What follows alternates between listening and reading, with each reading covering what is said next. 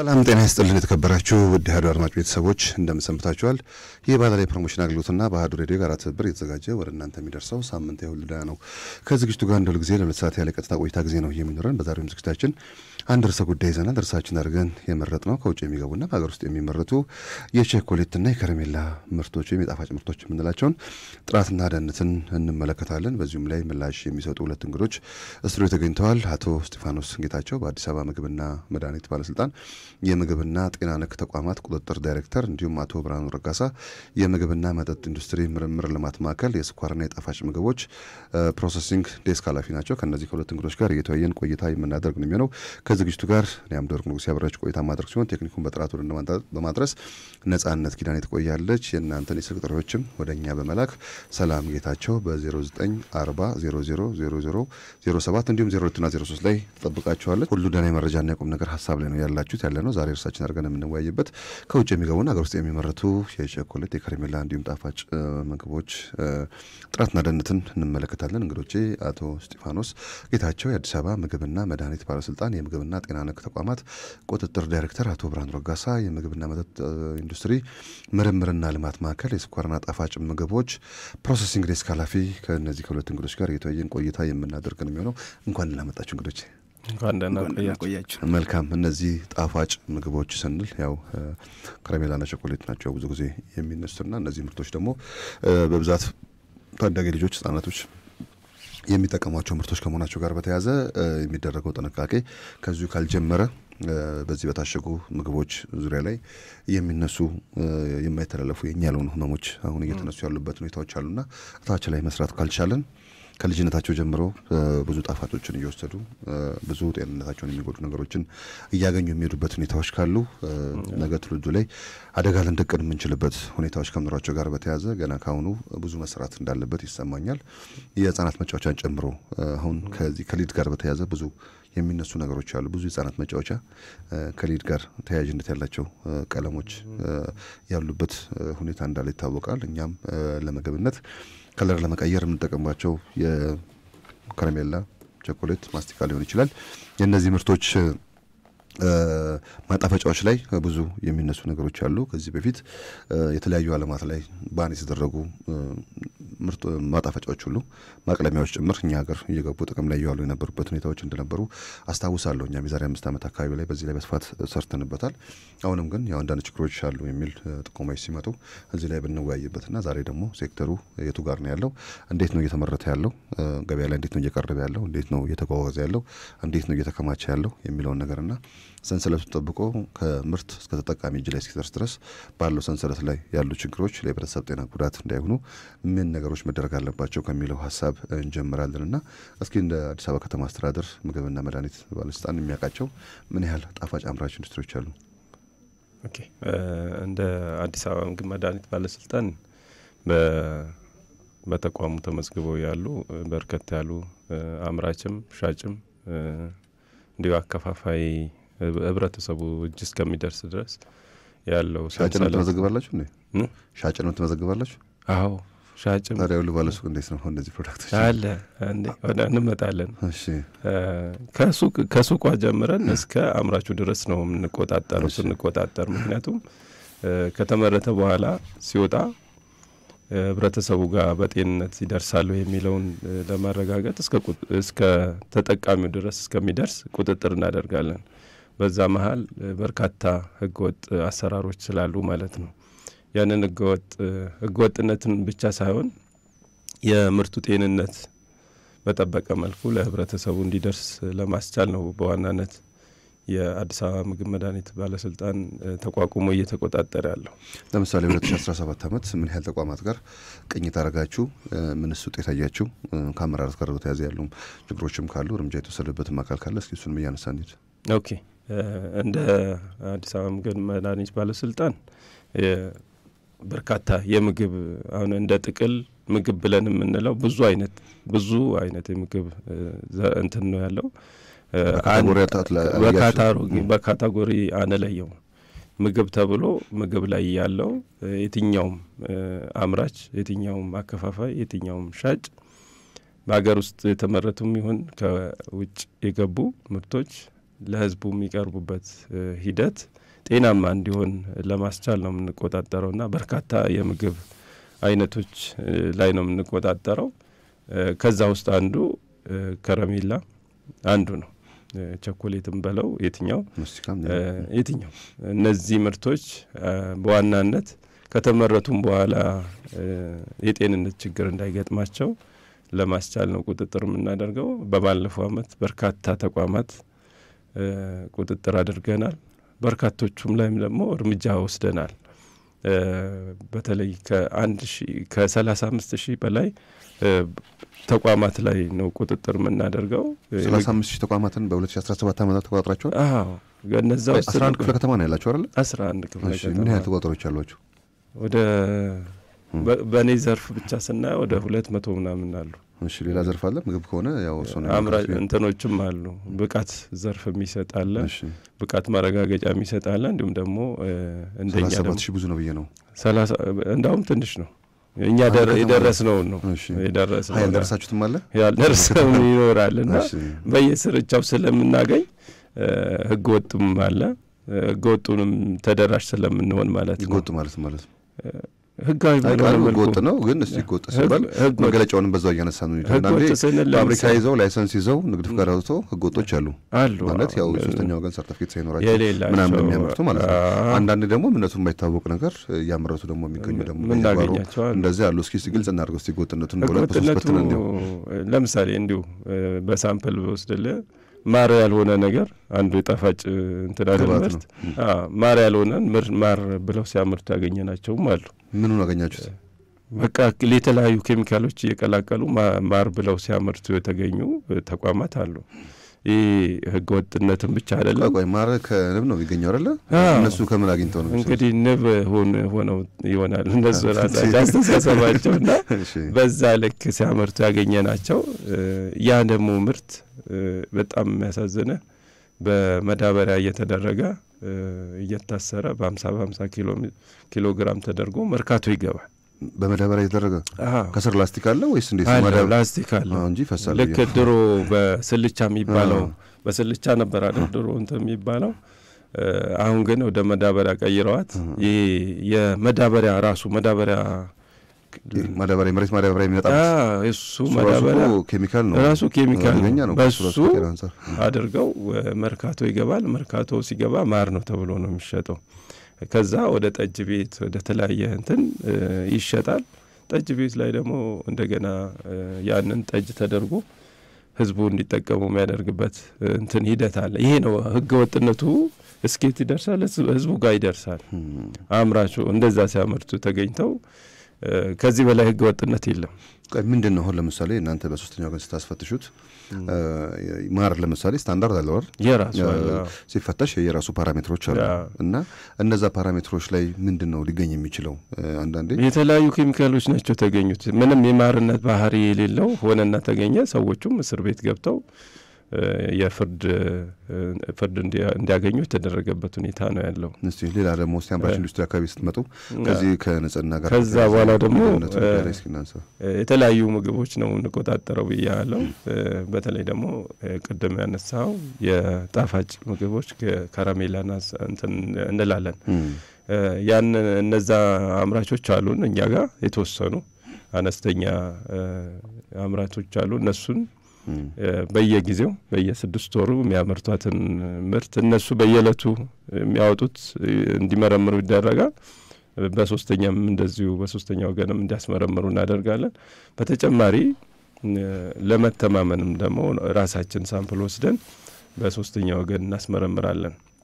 ያንን ተመርኩዘን የምናስመረምራቸው ፓራሜትሮች ብዙ ናቸው። ከነዛ ውስጥ ሄቪ ሜታል የሚባሉት ለተለያዩ ካንሰር አምጪ ኬሚካሎች ስለሆኑ እነሱ ላይ ፎከስ ሆነን እናስመረምራለን። ተመርምሮ ውጤቱ ተመርኩዘን ውሳኔ እንወስናለን። ምርት እንዲቆም ልናደርግ እንችላለን። ተቋሙም ደግሞ ኮምፕሊትሊ ከስራ እንዲወጣ ደረጃው አስገዳጅ ነው አይደል? አስገዳጅ ነው። አስገዳጅ ደረጃ ማስቲካም ቸኮሌትም የከረሜላ በተለይ እነዚህ ሄቪ ሜታልን መሰረት አድርገን እንትን የምንላቸው ያ ተጠያቂነትም ስላለበት ነው። ስለዚህ ህዝቡ ጋር እንዳይደርስ ምርቱ ቁጥጥር ይደረግበታል ደን ከገበያ እንዲወጣም የሚደረግበት ሁኔታ አለ። መልካም ጥሩ እንመጣለን። አቶ ብርሃኑ ወደ እርሱ ልምጣና ያው ጥሩ ሀሳቦችን ነው ያነሱት አቶ እስጢፋኖስና አሁን የዚህ ከግብአት ጋር በተያያዘ ያው እናንተ ኢንዱስትሪዎችን እንደሚያበቃ ተቋም በዚህ በምርት ወቅት ላይ የሚታዩ መቼም የዚህ አንዳንድ የግብአት ማነስ አድርገው ብቻ ነገሮችን የማየት አሁን ብዙዎቹ ጣፋጭ አምራች ኢንዱስትሪ ነው ይላሉ እንጂ ስኳር ከሚያቀርብላቸው አካል ስኳር እየወሰዱ ሲሸጡ የሚውሉ አንዳንድ ተቋማት አሉ። አንዳንድ ተቋማት ደግሞ ፕሮዳክታቸው በተሻለ ሁኔታ ለማምረት ብለው የጥሬ ዕቃ አቅርቦት ችግርም እየገጠማቸው እንደሆነ ደግሞ ብዙ ጊዜ ሲነሳ በመድረክም የምንሰማበት ሁኔታዎች አሉ። አሁን አዲስ አበባ ላይ በዚህ ልክ 37000 ተቋማትን ማዳረስ ሞክረናል የሚል ነገር ነው ያነሳው አዲስ አበባ ምግብና መድኃኒትና ልክ እንደዛ እናንተ ደግሞ ያው እንደ ሀገር ያሉ ተቋማትን ከማብቃት ጋር የምትሰሩበት ሁኔታዎች እንዳሉ ይታወቃልና አንዳንዴ የዚህ የጥራትና የምርታማነትን ጉዳይ ቀላቅሎ የማየት አይነት ነገሮች አሉ በአንዳንድ አመራሮችም ሆነ አንዳንድ ዘርፍንም በሚመሩ አካላት ዘር ተቋማን ሲደግፉ የተሻለ እንዲያመርት ነው ያው እናንተ ልታደርጉ የምትችሉትና በዚህ ግን በኳሊቲ እንዲያመርት ደሞና የተሻለ እንዲያመርት ከማድረግ አንፃር ደግሞ የሚሰሩ ስራዎች እንደመታየት ያለባቸው በዛት ነገሮች እንዳሉ ይሰማኛልና እስኪ እናንተ ተቋማትን ለማብቃት ወደ ተቋማት ስትመጡ እስኪ እንደ ችግር የምታዩት ነገር ካለ እስኪ እናንሳ አቶ ብርሃኑ። እሺ አመሰግናለሁ። እኛ ተቋም ከመነሻው የምግብና መጠጥ ኢንዱስትሪ ምርምርና ልማት ማዕከል ነው የሚባለው። ከዛ ስር የተለያዩ የምግብና መጠጥ ዘርፎች አሉ። የስኳርና ጣፋጭ ፕሮሰሲንግ ምርምር ዴስክ ደግሞ አንዱ ነው ትልቁ። ይሄ ዘርፍ 3 የምግብ ካቴጎሪዎችን ነው የሚያጠቃልለው። የመጀመሪያው ሃርድ ካንዲ የሚባለው ከረሜላ ብለን የምንጠራው ነው። የጠጠር ከረሜላ ነው የጠጠር የሚባለው የጠጠር ከረሜላ የሚሆን ሎሊፖፕም ተብሎ ሊጠራ ይችላል። የተለያዩ የከረሜላ አይነቶች ስላሉ ከረሜላን ቶታሊ ሃርድ ካንዲ ብለን ልንጠራው እንችላለን። እሱ አንዱ ነው። ሌላኛው ቺንግ ገም ወይ ደግሞ ማስቲካ ነው። ይሄም እንደ ጣፋጭ ነው የሚቆጠረው። ሶስተኛ ቾኮሌት ነው። ቾኮሌት ደግሞ በትልቁ ከካካኦ ቢን ወይ ካካኦ በተር እና ስኳር ተጠቅሞ የሚመረት ምርት ነው ማለት ነው። እኔ የሚመራው ዘርፍ ማለት ነው። እነዚህ ምግብ ዘርፎች በዋናነት አገሪቱ ውስጥ በጥራትና በብዛት እንዲመረትና የአገሪቱ የደረሰችበትን የምርት ማምረት አቅምን የሚያሳይ ኢንዱስትሪዎች የአቅም ማገንባት ኢንዱስትሪዎችን የማብቃት በጥራት በማንኛውም ደረጃ ድርድር ውስጥ የሚገባ አይደለም። የእናንተ ስራ ግን ማብቃት ነው አይደል? ማብቃት ነው። ማብቃት ከመሆኑ ጋር በተያያዘ የጥራት የምናምን ሾችን ያው ሌላ የሚቆጣጠር አካል ከመኖር ጋር በተያያዘ እናንተ ግን ተቋማትን ለማብቃት በምትሄዱበት ሰዓት ላይ እንደው ያው እርሶ እርግጠኛ ነኝ ከዚህ ከምግብ ሳይንስ ጋር ተያያዥነት ባለው ትምህርት ውስጥ አልፎ እንደመጡ ይሰማኛል። ለምን ይሄ ቦታ ዝም ብሎ የሚያዝም ቦታ ካለመሆኑ ጋር በተያያዘ ማለት ነውና እንደው ከምግብ ደህንነት አንፃር እንደው ያመራረቱ ሁኔታቸው ይሄ ማጣፈጫ ማቅለሚያ ብለው እንደ ግብአት የሚጠቀሙት ቅድም የተነሳ ነገር አለ ማር ተብለው ምንነቱ የማይታወቅ ባህር ነገር ያነሱት ነገር አለ። ከንብ የሚገኘው ነገር ከሰው ተገኝቶ ጥቅም ላይ ለማዋል ጥረት ሲደረግ ነው የቁጥጥር ስር ይዋሉ ያሉት ማርን ማለት ነውና ምንድነው እስኪ እንደ ችግር የምታዩት ነገር እንደ ፉድ ሳይንስ ባለሙያ? ትልቁ በማንኛውም ደረጃ አንድ ምርት የስታንዳርድም ሲወጣለት በስታንዳርዱ መሰረት ስፔሲፊኬሽን አለው። ያ ማር ቅድም ማር ስንል ነበር ማር ውስጥ የሚገኘው ኢንግሪዲየንቶች አሉ። ከዛ ኢንግሪዲየንቶች ውጪ ከሆነ አደልትሬሽን ነው የምንጠራው ማለት ነው። አሁን ድሜ እንዳነሳው ማለት ነው። ስለዚህ ይሄ አደልትሬሽን ደግሞ ሰው ላይ ጉዳት ያመጣል። በተመሳሳይ ጣፋጭ ምግቦች ላይም ፉድ ግሬድ የሆነ የምግብ ስታንዳርድ የሚያሟላ ቀለም የፍሌቨር ወይ ደግሞ ማጣፈጫዎችን እንዲሁም ሌሎች ኢንግሪዲየንቶችም በምግብነት የሚውሉ በደረጃዎችን ሱት የተቀመጠው ደረጃውን የሚያሟላ ኢንግሪዲየንት ብቻ ነው መሆን ያለበት ማለት ነው። እናንተ ስትሄዱ ለማብቃት ኢንዱስትሪዎችን ምንድነው የምታዩት? አሁን ከቦታ መረጣ ጀምሮ አንዳንዴ ዝም ብሎ የሆኑ ኬሚካል የሚመረትበት አካባቢ ላይ ከረሜላ የሚያመርቱ ሰዎች አሉ ወይ ቸኮሌት ማስቲካ ሲያመርቱ እናያለን። ትንሽ ይሄ ከቦታ መረጣ ጀምሮ ብናኝ ያለበት አካባቢ ላይ ነብሳት ያለበት አካባቢ ላይ ቦታዎቹ ራሱ አንዳንዶቹ ስናይ በቆርቆሮና አዲስ አበባ ዙሪያ ላይ ያየዋቸው አንዳንድ ጣፋጭ አምራቾች ባለፈው ወደ ለገጣፋ አካባቢ ጃይቼ ነበርና በቆርቆሮ የተሰራ ቤት ውስጥ እንደዚህ የማምረት አይነት ነገሮች አሉ። እንደዚህ አይነት ምግቦችንና እውነት በእንደዚህ አይነት ቦታ ላይ ነው መመረት ያለበት? ከዛ ሲነሳ ቅድም እርሶ ቀለም ብለው አንስተውልኛልና አንዳንዶቹ እንደውም ሊዱል ያላቸው ቀለሞች ሌላ ዓለም ላይ ባን የተደረጉ የተከለከሉ እኛ ሀገር ላይ ግን ገብተው ጥቅም ላይ ሲውሉ የሚታዩበት ሁኔታዎች አሉና እስኪ ከዚህ ጋር በተያያዘ እናንተ የታዘባችሁት ነገር ካለና ይሄ ራሱ ሊድ በቀለም ላይ በቸኮሌት በማስቲካ ላይ በከረሜላ ላይ መጠቀም ራሱ ከጤና አንፃር ምን እንደሚያስከትል እሱም ነገር ላይ የተወያየንበት ነው። ይቀጥሉ። መልካም ልክ ነው። በማንኛውም ደረጃ ይሄ ጣፋጭ ምግብም ሆነ ሌላኛው ምግብ ፕሮዳክቶች ስታንዳርዱን የጠበቀ ቤት ውስጥ መመረት አለበት። ከዛ በተጨማሪ ኢንግሪዲየንቶች ግን እናንተ ስትያቸው ግን እውነት በዛ ልክ ባለ ቦታ ላይ ነው የተመረተ ያለው? ኦፍ ኮርስ እንትኖች አሉ፣ ክፍተቶች ይኖራሉ። እስኪ እናንሳቸው ክፍተቶቹን። ክፍተቶቹ ምንድናቸው? አንደኛ የቦታ መረጣ ነው።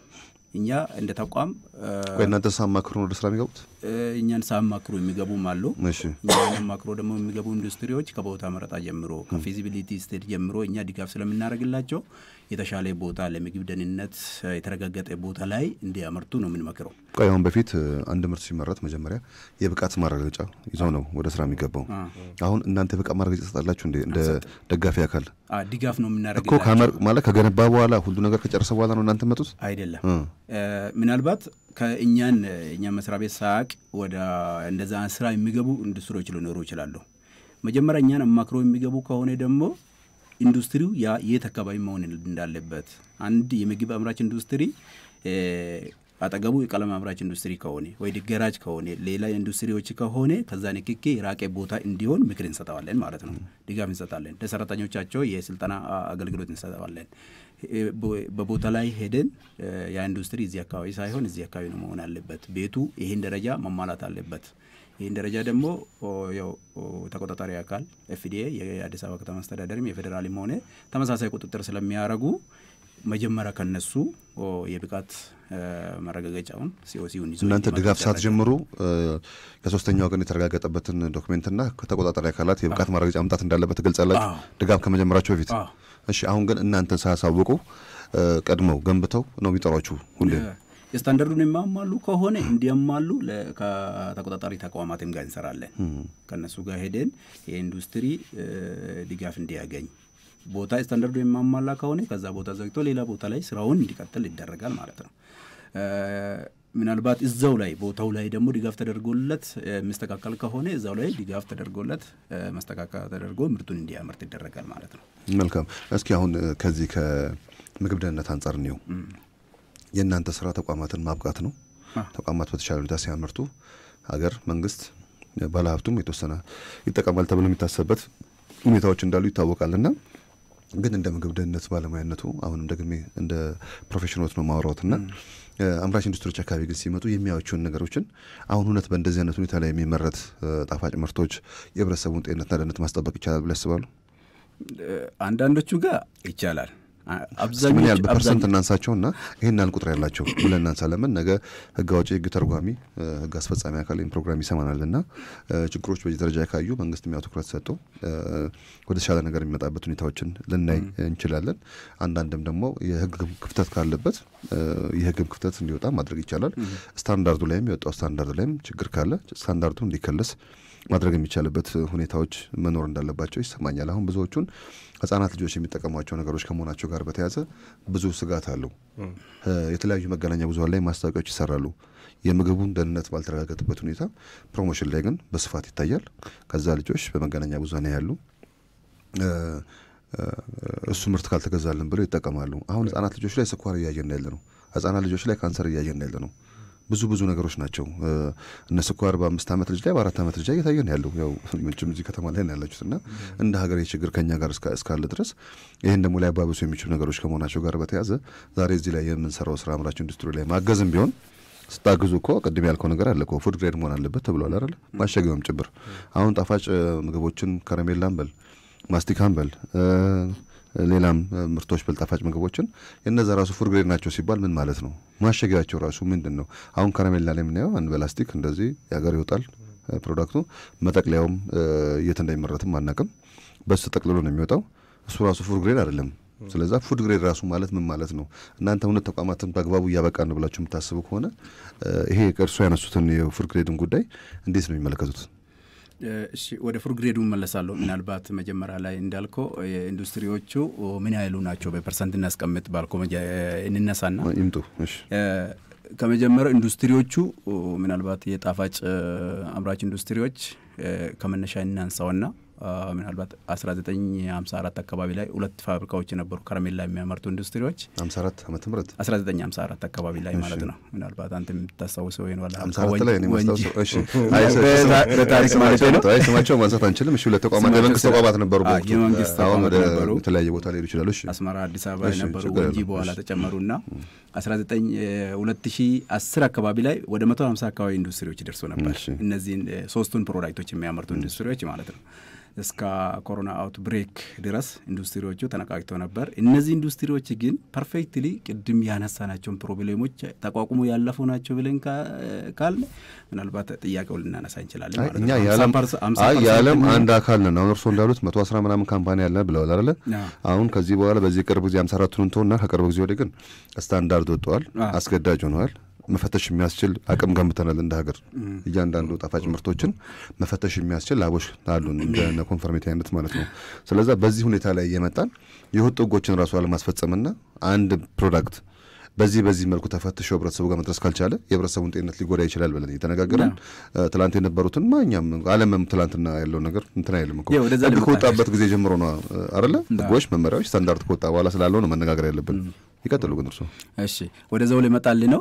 ኢንዱስትሪዎቹ ምናልባት በፐርሰንት ልናነሳ እንችላለን። ስንደርሰዋል አሁን ኢንዱስትሪዎቹ እየቀነሱ መጥተዋል። ከኮሮና አውትብሬክ በኋላ ምንድነው የተፈጠረው? አንደኛ የግብአት ችግርም ነበረ። በኮሮና ጊዜ ሱካር በዋናነት በመንግስት እጅ ስለነበረ ወደ ሳኒታይዘር እንዲያመርት ነው ወደዛ ስለዞረ የምርቱ እንትኑ ቀጥታ ለኢንዱስትሪዎች የሚከፋፈለው ሱካር እንዲቀንስ ነው የተደረገው በኮታቸው እንዳይወስዱ። ከዛ በኋላ አብዛኞቹ ኢንዱስትሪዎቹ ስፔሻሊ ደግሞ ህገወጦቹ ከንግድ ሲስተም ወጥተዋል። ህገወጥ ስንል ቅድም አደልትሬሽንም ስናነሳ እንደነበረው ማለት ነው። ወጥቷል ከገበያ እነሱ አብዛኞቹ ይሄ ይወጡ አሉ። አሁንም ደግሞ ትንንሾቹ ፉድ ግሬድ በምንድን ነው መስለዩዋቸው እናንተ መውጣታቸውን? እናንተ አሁን ህጋዊዎችን ነው አይደል የማብቃት ስራ መስሩት? መቼም ህገወጦቹን አታበቋቸው። ማንኛውንም ኢንዱስትሪ እንደግፋለን እኛ። ህገወጥንም ጭምር ህገወጥ መሆኑ ምርቱን ነው የሚታየው። አይ አይደለም እናንተ የመንግስት ተቋም ናችሁ። ብታበቁም እኮ ከሌላ አካል ወይ ደግሞ ከኤፍዲኤ ሊሆን ይችላል ወይ ደግሞ ከኮንፈርሚቲ ከተለያዩ አካላት እኮ ዶክመንት ያዘውን ነው ህጋዊ ብላችሁ የመንግስት ተቋም ከመሆናችሁ ጋር በተያያዘ ማለት ነው። ማንም ሰፍ በየሰፈሩ በየጉራንጉሩ እምነቱ የማይታወቅ ባህር ነገሮችን ሁሉ ጨምሮ የሚያመርተውን አቃም ማብቃት ማለት እኮ ኦልሞስት የሌባ ተባባሪ መሆን ማለት ነው። እንደሱ አይደለም እኮ እንደ ግልጽ እናድርገው። እነዚህ ኢንዱስትሪዎች የኤፍዲኤ የፌደራል ወይ የክልሎችን የብቃት ማረጋገጫ ነው ሊይዙ የሚችሉት። እነዚህን የያዙ ኢንዱስትሪዎች ነው ይገወጥ ስንል ያው ምርቱ ላይ ነው እኔ ያልኩ ያለሁት እንጂ አሰራሩ ይገወጥ ነው ወይ ደግሞ በየጉራንጉሩ የሚያመርቱትን ኢንዱስትሪ ማለት አይደለም። እሺ እንደዛ ያረም ነው እንዴ? አይ እንትና አርማጭ ምን ተናሳስተኝ ነው። እሺ ክሊር ያረጋግን እንድነ ጥሩ ነው እንትኑ። ስለዚህ እነዚህ ኢንዱስትሪዎች ወደ ትክክለኛ እንዲመጡ ምናልባት ሰርቲፊኬቱን ይዘው እኮ ያን የፈለግነውን ፕሮዳክት ሊያመርቱልን አይችሉም። ስፔሻሊ አሁን ከረሜላ ላይ ምንድነው የምናየው? ችግሩ የቱ ጋር ነው? ኢንግሪዲየንቱ ወይ ሱካር ነው ወይ ግሉኮስ ነው። ከዛ በተጨማሪ ባድ ነገር ሊኖር የሚችለው ወይ ቀለም ነው ወይ ጊዜ ያለፈበት ነው የሚሆነው ወይ ደግሞ ፍሌቨር ማጣፈጫ የሚባሉ ነገሮች ወይ ጊዜ ያለፈበት ነው ወይ ደግሞ ፉድ ግሬድ አይደለም ቅድም ሳነሳ እንደነበረው ማለት ነው። ስለዚህ እነዚህ ግብአቶች ስታንዳርዱን እንዲጠብቁ የድጋፍ የመማከር አገልግሎትን ስለምንሰጥ ማለት ነው። እኛ ትልቁ ስራችን እሱ ስለሆነ ምናልባት ደግሞ እነሱ ኢንዱስትሪዎቹ ጋር ያለው የአሰራር ችግር ሊኖር ይችላል። መጀመሪያ ላይ ታሪኩን ማንሳት የፈለኩት ለምንድን ነው የመጀመሪያ ኢንዱስትሪዎቹ የሚያመርቱት የአመራረት ሂደት ራሱ ትክክል አልነበረም። መጀመሪያ በተቃጠለ ጋዝ ነበር ሲያመርቱ የነበረው። በተቃጠለ ጋዝ ከመኪና ምናምን የሚወጣ ተረፈ እንትኑ አለ አይደል? በሱ ነበር ሲያመርቱ የነበረው። እሱን ወደ ነጭ ጋዝ ተቀየረ ከሆነ ጊዜ በኋላ። ኢቭን እሱ ራሱ ሌላ የጤና ጉዳት ስለሚያስከትል አሁን ወደ ምርት ይሄዳል። ወደ ምርት ይሄዳል። ጭስ አለው፣ ሽታ አለው። በተለያየ መንገድ ወደ ምግቡ ስለሚሄድ ይህንን ፕሮሰስ ሙሉ በሙሉ እንዲያቆሙ እኛም ድጋፍ አደረግንላቸው። ተቆጣጣሪ ተቋምም ደግሞ ይሄን ከዚህ ሲስተም እንዲወጡ ተደረገ። እሺ አሁን ሁሉም ወጣዋል። አሁን ቶታሊ ሁሉም ምናልባት እንግዲህ ተደብቆ የሚሰሩ በዛ መንገድ የሚያቋቸው እናንተ እርሱ የሚያቋቸው በዛ መንገድ የሚያመርት አሁን አንድም ኢንዱስትሪ የለም። እኛ የምናውቀው በእኛ ታወቁት ተቋማችን የምናውቀው በዛ ደረጃ የሚያመርት ቶታሊ ኤሌክትሪካል ሲስተም ከእንደዚህ አይነት ነገር ንክኪ ነፃ በሆነ መንገድ ነው እያመረቱ ያሉት ማለት ነው። ስለዚህ ከዛ በኋላ አሁን ምንድነው ወደ ነው የምንሄደው ለሚለው ምናልባት ችግሩ የቱ ጋር ነው ያለው ኢንግሪዲየንቶችን ስታንዳርዳይዝ ማድረግ ነው ማለት ነው። ቅድም ምናልባት ስታንዳርዱ ስናነሳ ነበርና የከረሜላ ምናልባት አንዳንድ ኢንዱስትሪዎች ይጠቀማሉ፣ ሌሎች አይጠቀሙም። 437 የሚባል አለ፣ 438 439 የቺውንግ ገም በ438 የቾኮሌት ደግሞ 430 ኢትዮጵያን ስታንዳርድ 439 ማለት ነው። ይሄኛው ሁሉም ኢንዱስትሪዎች መጠቀም አለባቸው ከጥቃቅን ጀምሮ እስከ ትልልቅ ኢንዱስትሪዎች ማለት ነው። ስለዚህ በዛ ስታንዳርድ የሚጠቀሙ ከሆነ ምርታቸው በየጊዜው በሶስተኛ ወገን እንዲፈተሽ ይደረጋል። እኛም እንዲያስፈትሹ ድጋፍ እናደርግላቸዋለን ማለት ነው ኢንዱስትሪዎቹ። ስለዚህ ችግሩ የለም። ስታንዳርዱ ላይ አሁን ለምሳሌ ያሉ ክፍተቶችም ካሉ እስኪ እናያቸው። ስታንዳርድ የሆነ ጠያቂ አካል ካለ ይከለሳል ወይ 5 ዓመት ከሆነ በኋላ ዓለም አቀፍ አሰራር ስለሆነ ይከለሳል። ከአይሶ ከአርሶ አዶፕት ይደረጋል ከኮዴክስ ከምናምን ተደርጎ ነው ስታንዳርድ የሚወጣው። እኛም ያለም አንድ አካል ነን። እቺ ከተማ ደግሞ ያው ብዙ ጊዜ እንደምናነሳው የአፍሪካ ህብረት መቀመጫ ከመሆኗ ጋር በተያያዘ ኢትዮጵያ ስር ተግባራዊ የሚደረጉ ነገሮች ወደ አፍሪካ የሚሄዱበት ሁኔታዎች ስለሚኖሩ እንደው እንደ ክፍተትም አንዳንዴ የአሰራር ስርዓቶች ላይ ማን የወጡ ደንቦች አሉ፣ መመሪያዎች አሉ። ብዙ በፌደራል ኤፍዲኤም እንደዚህ አንድ ወቅት ላይ የወጡ መመሪያዎች አሉ 11 12 አለ። ሌሎችም እነሱም ማስተግበሪያው የሚፈልጉ ነገሮች እንዳሉ ሆነው ግን ስታንዳርዱ ላይ ራሱ እንደዚህ አይነት ክፍተቶች አሉ ከተባለ እሱ ላይ ማንስተን መወያየት አለብን። ያው ዛሬ የምናነሳቸው ሀሳቦች ቀጣይ ሳምንት ደግሞ ሌሎች አካላትም እንዲተካተውበት ምላሽ እየተሰጠ ያሉ ክፍተቶችን በጋራ እየዘጋን መሄድ የምንችልበት ሁኔታዎችን ለመፍጠር ነው በዚህ ፕሮግራም ላይ እንድንወያይም እናንተን የጋበዝናችሁና ቅድም ስታንዳርድ አለመኖሩ በግባቱ ላይ የሚል ነገር አንስተውልኛል። መቼም አንድ ምግብ እንደነቱን ሊያስጠብቅ የሚችለው ለምሳሌ የታሸገ ውሃን እንኳን ብናስብ ለውሃው ስታንዳርድ አለው፣ ለቦትሉ ስታንዳርድ አለው። ስለዚህ ሌላም ፕሮዳክት ላይ ፉድ ግሬድ ነው ከተባለ አንድ ፕሮዳክት ግባቱም በስታንዳርዱ ላይ መቀመጥ አለበት፣ ማሸጊያውም በስታንዳርዱ ላይ መቀመጥ አለበት፣ ስታንዳርድ ሊወጣለት ይገባል። እሱንም ጨምሮ ደግሞ አስገዳጅ ነው መሆንም ያለበት ግባቱም ማሸጊያውም ማለት ነውና ይሄ ባለመሆኑ ምክንያት ዛሬ ጥራትና ደህንነቱ ያልተጠበቀ ምርት ህብረተሰቡ ጋር እየደረሰ ነው የሚሉ ልናነሳቸው የምንችላቸው ነገሮች ይኖራሉና እስኪ አቶ እስጢፋኖስ በርካታ ነገር ነው ያነሱት። አቶ ብርሃኑ ለመወያያ የሚሆኑ አምራች ኢንዱስትሪዎች አካባቢ ላይ ሲጓዙ የሚያዩቸው ነገሮች አሉ። ዛሬም ይሄ ፕሮዳክት ኦልሞስት 50% በላይ ከውጭ ይገባል ብዬ ነው ማስበው። ሀገራችን ላይ ብዙ ቁጥር ያላቸው አምራች ኢንዱስትሪዎች የሚኖሩም ዛሬም ከረሜላ፣ ማስቲካ፣ ቸኮሌትም ጭምር ከውጭ እየገባ ሀገር ውስጥ እየተሸጠ ያለበት ሁኔታዎች ነው ያሉት። ብዙዎቹን ለጉብኝት ለተለያዩ ነገሮች ሲሄዱ ሰዎች በሻንጣም ጭምር ይዘው መጥተው ማርኬት ላይ በስፋት እናያለን። የቸኮሌት የማስቲካ ምርቶችን ማለት ነው። አምራች ኢንዱስትሪ አይታወቅም፣ የአባሽ ነበር አይታወቅም። ከየት እንደመጣ ከየጉሊቱ ከየምኑ ከውጭ ሀገራት ላይ ሰብስበው ይዘው ገብተው ከዛ ደግሞ በሻንጣ የመጣ ነው በምን የመጣ ነው ተብሎ እንደ ኳሊቲ ፕሮዳክት የተለያዩ ቦታዎች ላይ ይገኛሉ። ይሄ ደግሞ በህጻናት ልደቶች ላይ በምን ላይ በስፋት ይቀርባሉ። እኔ ልጆቼ ከልደት ደርሰው አንድ ቦታ ሲመጡ ብዙ ጊዜ ይታመሙብኛል እና ምንድነው ይሄ ነገር በሚል ወደኋላ ትረስ አድርጎ ራሱ ማየት የማይቻልባቸው ሁኔታ ምንነታቸው ያልታወቀ ሼልፍ ላይፋቸው ያልታወቀ እነዚህ ጣፋጭ ምርቶች ራሱ ምን ያህል ጊዜ ጥቅም ላይ ሲሉ ኔክስ የሚያደርጉት ራሱ እሱ መታወቅ አለበት። ቅድም ያነሱታል ደረቅ ከረሜላ ብለዋል አይደል? ሌሎቹ ደግሞ እርጥበት ሲኖራቸው እንዴት ነው የሚሆኑት? ግብአቶቻቸው ራሱ ምን ሲሆን አሁን ቅድም እንዳልነው አለ ማር የሚመስል ነገር ጥቅም ላይ እየዋለ ነው ያለው ከተባለ ይሄ ማር የሚመስለው ነገር ለሱ ስታንዳርድ ከሌለው እሱ ራሱ በዛ ምግብ ይዘት ላይ ምንድነው የሚያስከትለው በሰዎች ጤና ላይ የሚያስከትለው የሚለውም ነገር እንደው እስኪ ጋር አድርገን እንወያይበት። አቶ እስጢፋኖስ እሺ፣ አሁን ለነሷቸው ሀሳቦች የጋራ ናቸው፣ ሁለታችሁም ያዙልኝ። አመሰግናለሁ። እንግዲህ አሁን እኛ እንደ እንትን ስናየው የምግብ ሰንሰለቱ በተለያየ መልኩ ታሞ ነው ያለው። ያ ደግሞ በተለያየ መልኩ ማከም ያለበት አካል ብዙ ነው ከተጠቃሚው ጀምሮ ማለት ነው። ቅድም ሲነሳ እንደነበረው ህገወጥና ህጋዊ የሚለው አሁን ምንድነው እየበዛ ያለው አይመለከተኝም አይነትም ይሁን አልገባኝም እንደ ሀገሪቱ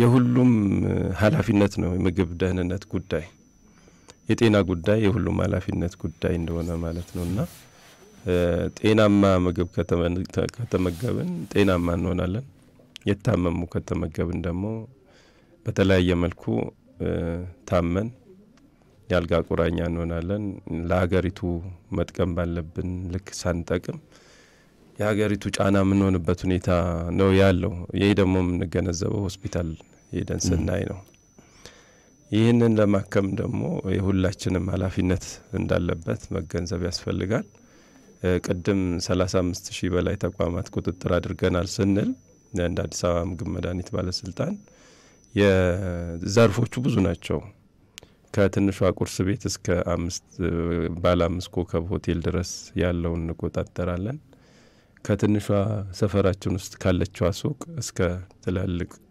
ሱፐርማርኬቶች ድረስ ያለውን እንቆጣጠራለን አምራቾቹ ደግሞ እንደዛው ምግብ የሚያመርቱ የትኞቹም እንቆጣጠራለን አሁን ላይ ምግብ ላይ መስራት የህልና የሆነ አስተሳሰባችንም መቀየር አለበት ኃላፊነት ነው የምግብ ላይ ስንሰራ ኃላፊነት ነገ አንድም ሰው በኔ ምክንያት እንደማይጎዳ እርግጠኛ መሆን አለብን አምራች ስንሆን ያ ኃላፊነት የሚጎላቸው በርካቶች አሉ ህጋዊ ሆኖ ንግድ ፍቃድ አውጥቶ የሚሰራ አለ ንግድ ፍቃድ ስላወጣ ብቻ ህጋዊነት አይደለም መገንዘብ ያለብን ነገር ንግድ ፍቃድ ስንሰጠው ንግድ ፍቃድ የሚሰጠው አካል ይሄ ሰው የሚያመርተው ምርት ጤናማ ለህዝቡ ምንም አይነት የጤና እክል የማይገጥም መሆኑ እርግጠኛ መሆን አለበት በአሁኑ ሰዓት በምን መልኩ ነው ንግድ ፍቃድ የሚሰጠው ኦንላይን ነው የትኛውም ቦታ ላይ ትንሽዬ ክፍል አዳራጅተ ንግድ ፍቃድ ኦንላይን ታወጣለህ ከዛ በኋላ ባልተገባ መልኩ ምርት ስታመርት ትገኛለህ አሁን እየገጠመን ያለው ችግር ይሄ ነው ባልተገባቸው እስኪ አሁን ምግብ በዚህ ሁኔታ ትሪት መደረግ አለበት ብሎ ከማስቡ ሰዎች አንዱ ነኝ መጀመሪያ በቃት መራጫ ነው የሚያሳልፉት እሺ ይቀጥሉ በተገቢ ቦታ በተገቢ ሆኖ ምርት የምርት ግብአት ይዞ ማምረት እንዳለበት የሁላችንም ኃላፊነት ነው ተቆጣጣሪውማ በኋላ ነው የሚመጣው ንግድ ፍቃድ ሰጥቶት ትግል ይሆንባል ንግድ ፍቃድ ሰጪው አካል የመጀመሪያው ኃላፊነት መውሰድ አለበት የምግብ ደህንነት ጉዳይ እሱንም ይነካል ህዝቡን ይነካል ስለዚህ ንግድ ፍቃድ የሚሰጠው አካል ይሄ ነገር ኃላፊነት ሊወስድ ይገባል በምግብ ዙሪያ የሚሰራ ማንኛውም ተቋም ማንኛውም አካል ህዝብ ላይ የተለያየ ችግር እንዲፈጠር እድል መስጠት አይገባውም ለዛ ችግሩ የሚጀምረው ከንግድ ፍቃድ አስጣጥ ጀምሮ በቃው ባልተገባ ቦታ ሲያመርት እናገኘዋለን ንግድ ፍቃድ አለኝ ብሎ ማለት ነው ይሄ ሶስተኛ ወገን ምናምን ብቃት ማረጋገጫ ምናምን እንትን አይላቸው ኮንሰርን ናቸው አይደለም ያ ካልሆነ ደግሞ ለህዝብ ያሰብን አይደለም ማለት ነው ሌላው ይሄ አሁን ህጋዊ ነው እንበለው የሆነች አንድ ክፍል ውስጥ 4 ክፍል የሚያስፈልገው 4 ትላልቅ ክፍል የሚያስፈልገው ከስቶር ጀምሮ እስከ ዲስትሪቢዩሽን ኤሪያ ድረስ የሚያስፈልገው ክፍል በአንድ ክፍል ያልቃል አንድ ክፍል ውስጥ ሲያመርት ታገኛለህ ቼክ ሊስት የለም ለምሳሌ ስታንዳርድ አለ እንደ ሀገር ወጣ አይደለ አንድ አምራች ኢንዱስትሪ እሱን ለማስተካከል ነው እኛ የምንታገለው ቼክ ሊስት ስታንዳርድ አለው ስታንዳርድ በወጣለት ስታንዳርድ መሰረት ያንን ተቋም ለመቃኘት ትታገላለህ መጀመሪያ ግን ንግድ ፍቃድ ሲሰጠው በዛ ተቃኝቶ ቢመጣ ቀድም ያለው ስተት አይፈጠርም ለምሳሌ የቀለም ፋብሪካ ያለበት አካባቢ የምግብ መድረስ የለበትም ከተባለ የሲሚንቶ ማከፋፈያ ቦታ ምግብ መድረስ የለበትም ከተባለ መድረስ የለበትም ያ ደግሞ ምትቃኘው መጀመሪያ ነው ከፍቶ ሲሰራ ነው የምታገኘው አንተ ከዛ በኋላ ያንተ ኃላፊነት ለመወጣት ስትል ትታገላለህ አሁን መጀመሪያ ያለበት ንግድ ፍቃድ ሲያወጣ ጀምሮ ነው ሌላኛው ደግሞ ህገወጥ ብለን ኮምፕሊትሊ ህገወጥ ብለን ምንላቸው ደግሞ አሉ። አሁን ከተለያዩ ዓለማት የሚመጡ ሲምፕል ተብለው ማምረቻ ማሽኖች ይመጣሉ። ትልቁ ፋብሪካ በስንት ሚሊዮን ብር ተቋቁሞ ሲሰራ የነበረበት ሲስተም ያንን ኮላፕስ የሚያደርግ የሆነች ጥግ ላይ ቁጭ ብሎ ወይ ለዙ ሲጨምቅ ታገኘዋለህ በትንሽ የማሽን ወይ ዘይት ሲጨምቅ ታገኘዋለህ። እንደዚህ ትንንሽ ማሽኖች ተብሎ ቲክቶክ ላይ ታያለ በብዙ የተለያዩ ሚዲያ እንትኖች ላይ ፕላትፎርሞች ላይ ሲተዋወቁና ግን ሁሉንም ነገር ነው ለምሳሌ ማድረግ ቸርሶ እንዳሉት ለውዝ ለመጭመቅ ያው ብዙ ማሽነሪዎች ብዙ መሳሪያዎች ያስፈልጋሉ። ራሱን የቻለ ላብራቶሪ ብዙ ነገሮች ናቸው። ለውዝ ደግሞ እንደውም ተጋላጭ ነው። አፍላቶክሲንም በጣም ብዙ ስጋት ነው ያለው። እኛ ራሱ ለማስተዋወቅ ሲመጡ ብዙ ዶክመንቶችን ጠይቀን ነው ያሟላ ካላነ ለማስተዋወቅ ራሱ ፈቃደኛ አይደለንም። አሁን የምናስተዋወቀው ተስፋዬ ለውዝ እና እንደዚህ አሁን በሀገር ደረጃ በአመራረት ሁኔታቸው ካምፓኒያቸውን አይተን ምናምን ካልሆነ በስተቀር ሌላ ህብረተሰብ ላይ ነገር የሚያስከትሏቸው ጉዳቶች ስለሚኖሩ ህብረተሰቡ ጥንቃቄ ማድረግ ሲያመርት እናገኘዋለን። እፈጫለሁ ይላል። አሁን ተቀይሯል። ወፍጮ ቤት ሆኗል። የለውዝ ደግሞ እሱ ሌላ ታሪክ እጥረቱን ችግር ፈጥሯል እኮ ከተማ እና እሱ ሌላ ታሪክ ነው። እሱ ሰፊ ጊዜ የሚፈልግ ነው። እፈጫለሁ ይላል። እንፈጫለን። አንተ ቆሎውን ይዘህ ትመጣለህ። ጤናማነቱ ያልተረጋገጠ ፈጭተህ ለልጆች ታበላለህ። ህመም ነው እሱ ያማል። ከዛ ባሻገር ደግሞ ቀደም ወዳልናቸው ወደ ከረሜላ ስንመጣ እንደዚሁ ትልቁ ፋብሪካ የሚያመርተው የተለያዩ እንትኖችን በመቀላቀል በማሽኑ ሞልድ እያደረጉ የሚያወጡ አሉ። አንድ ሱቅ ውስጥ ቁጭ ብሎ ማለት ነው ያንተን ምርት ሌላ አካል አትሙት ያወጣው አንተ ማሸጊያ ባንተ ነው። ባንተ ስም ታትሞ ከዛ ያንን ስትፈልግ አባት ይጠፋዋል፣ አምራች ይጠፋል። እኛ እሱን ስንሰበስብ ስናስወግድ ጊዜም የፈጀብን ሁኔታ ነው ያለውና ያ እያንዳንዱ ነጋዴ ማወቅ ያለበት ምግብና ምግብ ነክ ነገሮች ሲነግድ ለህዝብ ጤና ማሰብ አለበት። ጓሮ ላይ ቁጭ ብሎ ሲያመርቱት ታገኛለህ። የፉድ ግሬድ ምናምን የሚለውን ነገር ሁሉ ተጥሶ ማለት ነው ምንም ነገር የተለያዩ ኬሚካሎችን ቀደም አልኩኩ ከረሜላ እንትን ማር ያልሆነ ምንም የማር ባህሪ የሌለው ነገር ማር ብሎ ሲያመርቱ በቃ ስታየው ማር ነው የሚመስለው። ከዛ በኋላ ስትበላው ለተለያዩ ተላላ ግን ይቀርባል። እንደዚህ ቴስቱ ይቀርባል። ለምሳሌ አሁን ህብረተሰቡ እንዴት ማር ያለው ነገር ራሱ ገዝቶ ይጠቀማል። በቃ ማጣፈጫ አለው፣ የተለያዩ ማጣፈጫዎች አሉት። ከለሩም በቃ ራሱ ማሩ ነው የሚመስለውና ቸኮሌትና እንደዚህ ከረሜላዎችም ላይ እንደዚህ አይነት አሻጥሮች አሉ። መርካቶ ዙሪያ እንደዚህ አይነት ነገሮች ይገጥሙናል። ስንቆጣጠር አባት ይጠፋው ተቋም እንትን ምርት እናገኛለን ማለት ነው። አምራቹ አይታወቅም፣ ማን እንደወለደው አይታወቅም። እነሱ ላይ እርምጃ ተወስዳለህ። ነገ ስም ቀይሮ ይመጣሉ። ነገ ስም ቀይሮ ይወጣል። ነገ ስም ቀይሮ ሌላ ቦታ ታገኘዋለህ። ከዛ ስታሳድድ ነው የምትኖረው። የሁሉም ኃላፊነት እንደሆነ አሁን ነገ ይህንን ምርት ሽጦ ዞሮ ራሱ ቤት መጥቶ ኪድኒ ፌለር ግን የማይገጥመው የህብረተሰብ ክፍል የለምና ራሱ ቤት ይገባል። ማንም በየአደባባዩ የሚለመንላቸው ሰዎች እነዚህን ምግቦች በመመገብ እነዚህ ጣፋጭ ነገሮችን በመጠጣት የሚከሰቱ ናቸውና ለዛ ኃላፊነት መውሰድ ያስፈልጋል። ግን ጥናቶችን ተሰራላችሁ? ለምሳሌ አሁን ከዚህ ምርት ይሄን ያህል ጉዳት አስተናግደናል። አሁን የጤና ፖሊሲያችንን ጨምሮ እየቀየርን ያለነው ከተላላፊ ወደማይተላለፉ ህመሞች እየመጣን ያለነው የኛ ያልሆኑ ህመሞች ያው ደግመን ስለማንሳ ስላለብን ነው። ህብረተሰቡ ሸማቹን ህብረተሰብ ካላነቃ ነው። ሸማች ካለ ጉዳት ይኖራል፣ አምራች አለ ህገወጥነት ሊበዛ የሚችልበት ሁኔታዎች ይኖራሉ። አሁን ቀደም በተነሳው እንደ አዲስ አበባ የምግብና መድኃኒት ባለስልጣን በየትኛው አቅሙ ነው 200 ሌላኛው ዘርፍ ላይ 200 400 ባለሙያዎች ቢኖሩ ከ35000 በላይ ያለውን ተቋም ደርሰናል ተብሏል አይደለ? በየምን ያህል ጊዜ ነው የሚደርሱት? አሁን አንዳንዴ የአምራች እንደ የሶስተኛው ወገን ራሱ ሰርቲፊኬት ለምሳሌ ተስማሚነትን በአመት 4 ጊዜ ነው ኢንስፔክሽን ተሰርቶ ውጤቶች የሚወጡት። አንዴ ባሰራ ውጤት አመቱን ሙሉ የመቆየት ሌላው ደግሞ 4 ያሰርቶ ገበያው ላይ እኩል ይቆያሉ። ያው አለኝ ነው የሚለው ሌሎቹ ደግሞ ተቋማት 4 ያሰርተው ያው ክፍያውም ትንሽ ውድ ከመሆኑ ጋር በተያያዘ አንዱ ግን አንድ ያሰርተው ብቻ በዛ ውጤት አመቱን ሙሉ ያመርታል። ያንን ነገር እንትን በማይል ሁኔታ ማለት ነው። ሌሎቹ ደግሞ ወደዛም ሳይሄዱ ደግሞ ምርቶችን እያመረቱ ገበያው ላይ በስፋት የምናይበት ሁኔታዎች አሉ። ስለዚህ እንደዚህ አይነት የራሱ ጉራሜሌ አሰራር እንደ ሀገር ራሱ መፈጠሩ የህብረተሰቡን ጤንነት ከማወቅ አንጻር የራሱ ሚና ያለው አንዴ አይቶ ወይ ደግሞ አከፋፋይም ሆነ በብዛት በጅምላ የሚወስደውም አካል አንድ ወቅት ላይ ያየውን የሶስተኛው ወገን ማረጋገጫ የእድሜ ልክ አድርጎ የማሰብ አይነት ነገሮች እንዳሉ እያየን ያለ ነውና እናንተ ልታበቁ በምትሄዱበት ሰዓት ላይ ራሱ ኢንዱስትሪዎች አካባቢ ላይ ከዚህ ጋር ተያያዥነት ባለው ከሌጋሊቲ ጋር ተያያዥነት ባላቸው ሁኔታ የሚታዩ ችግሮች ካሉ እናንሳቸው እስኪ። እሺ አመሰግናለሁ። ጥናቶች በየጊዜ ይደረጋሉ። የተሰሩ ያሉ ጥናቶች የተወሰነ ዳይሬክትሊ ይሄኛው ፕሮዳክት ነው ይሄን ችግር ያመጣ ተብሎ ሳይሆን የትኛው ምግብ በምን ልክ ተወስዶ ችግር አለው ወይ ደግሞ ስታንዳርዱ ይሄ ነው ለሰው ልጅ።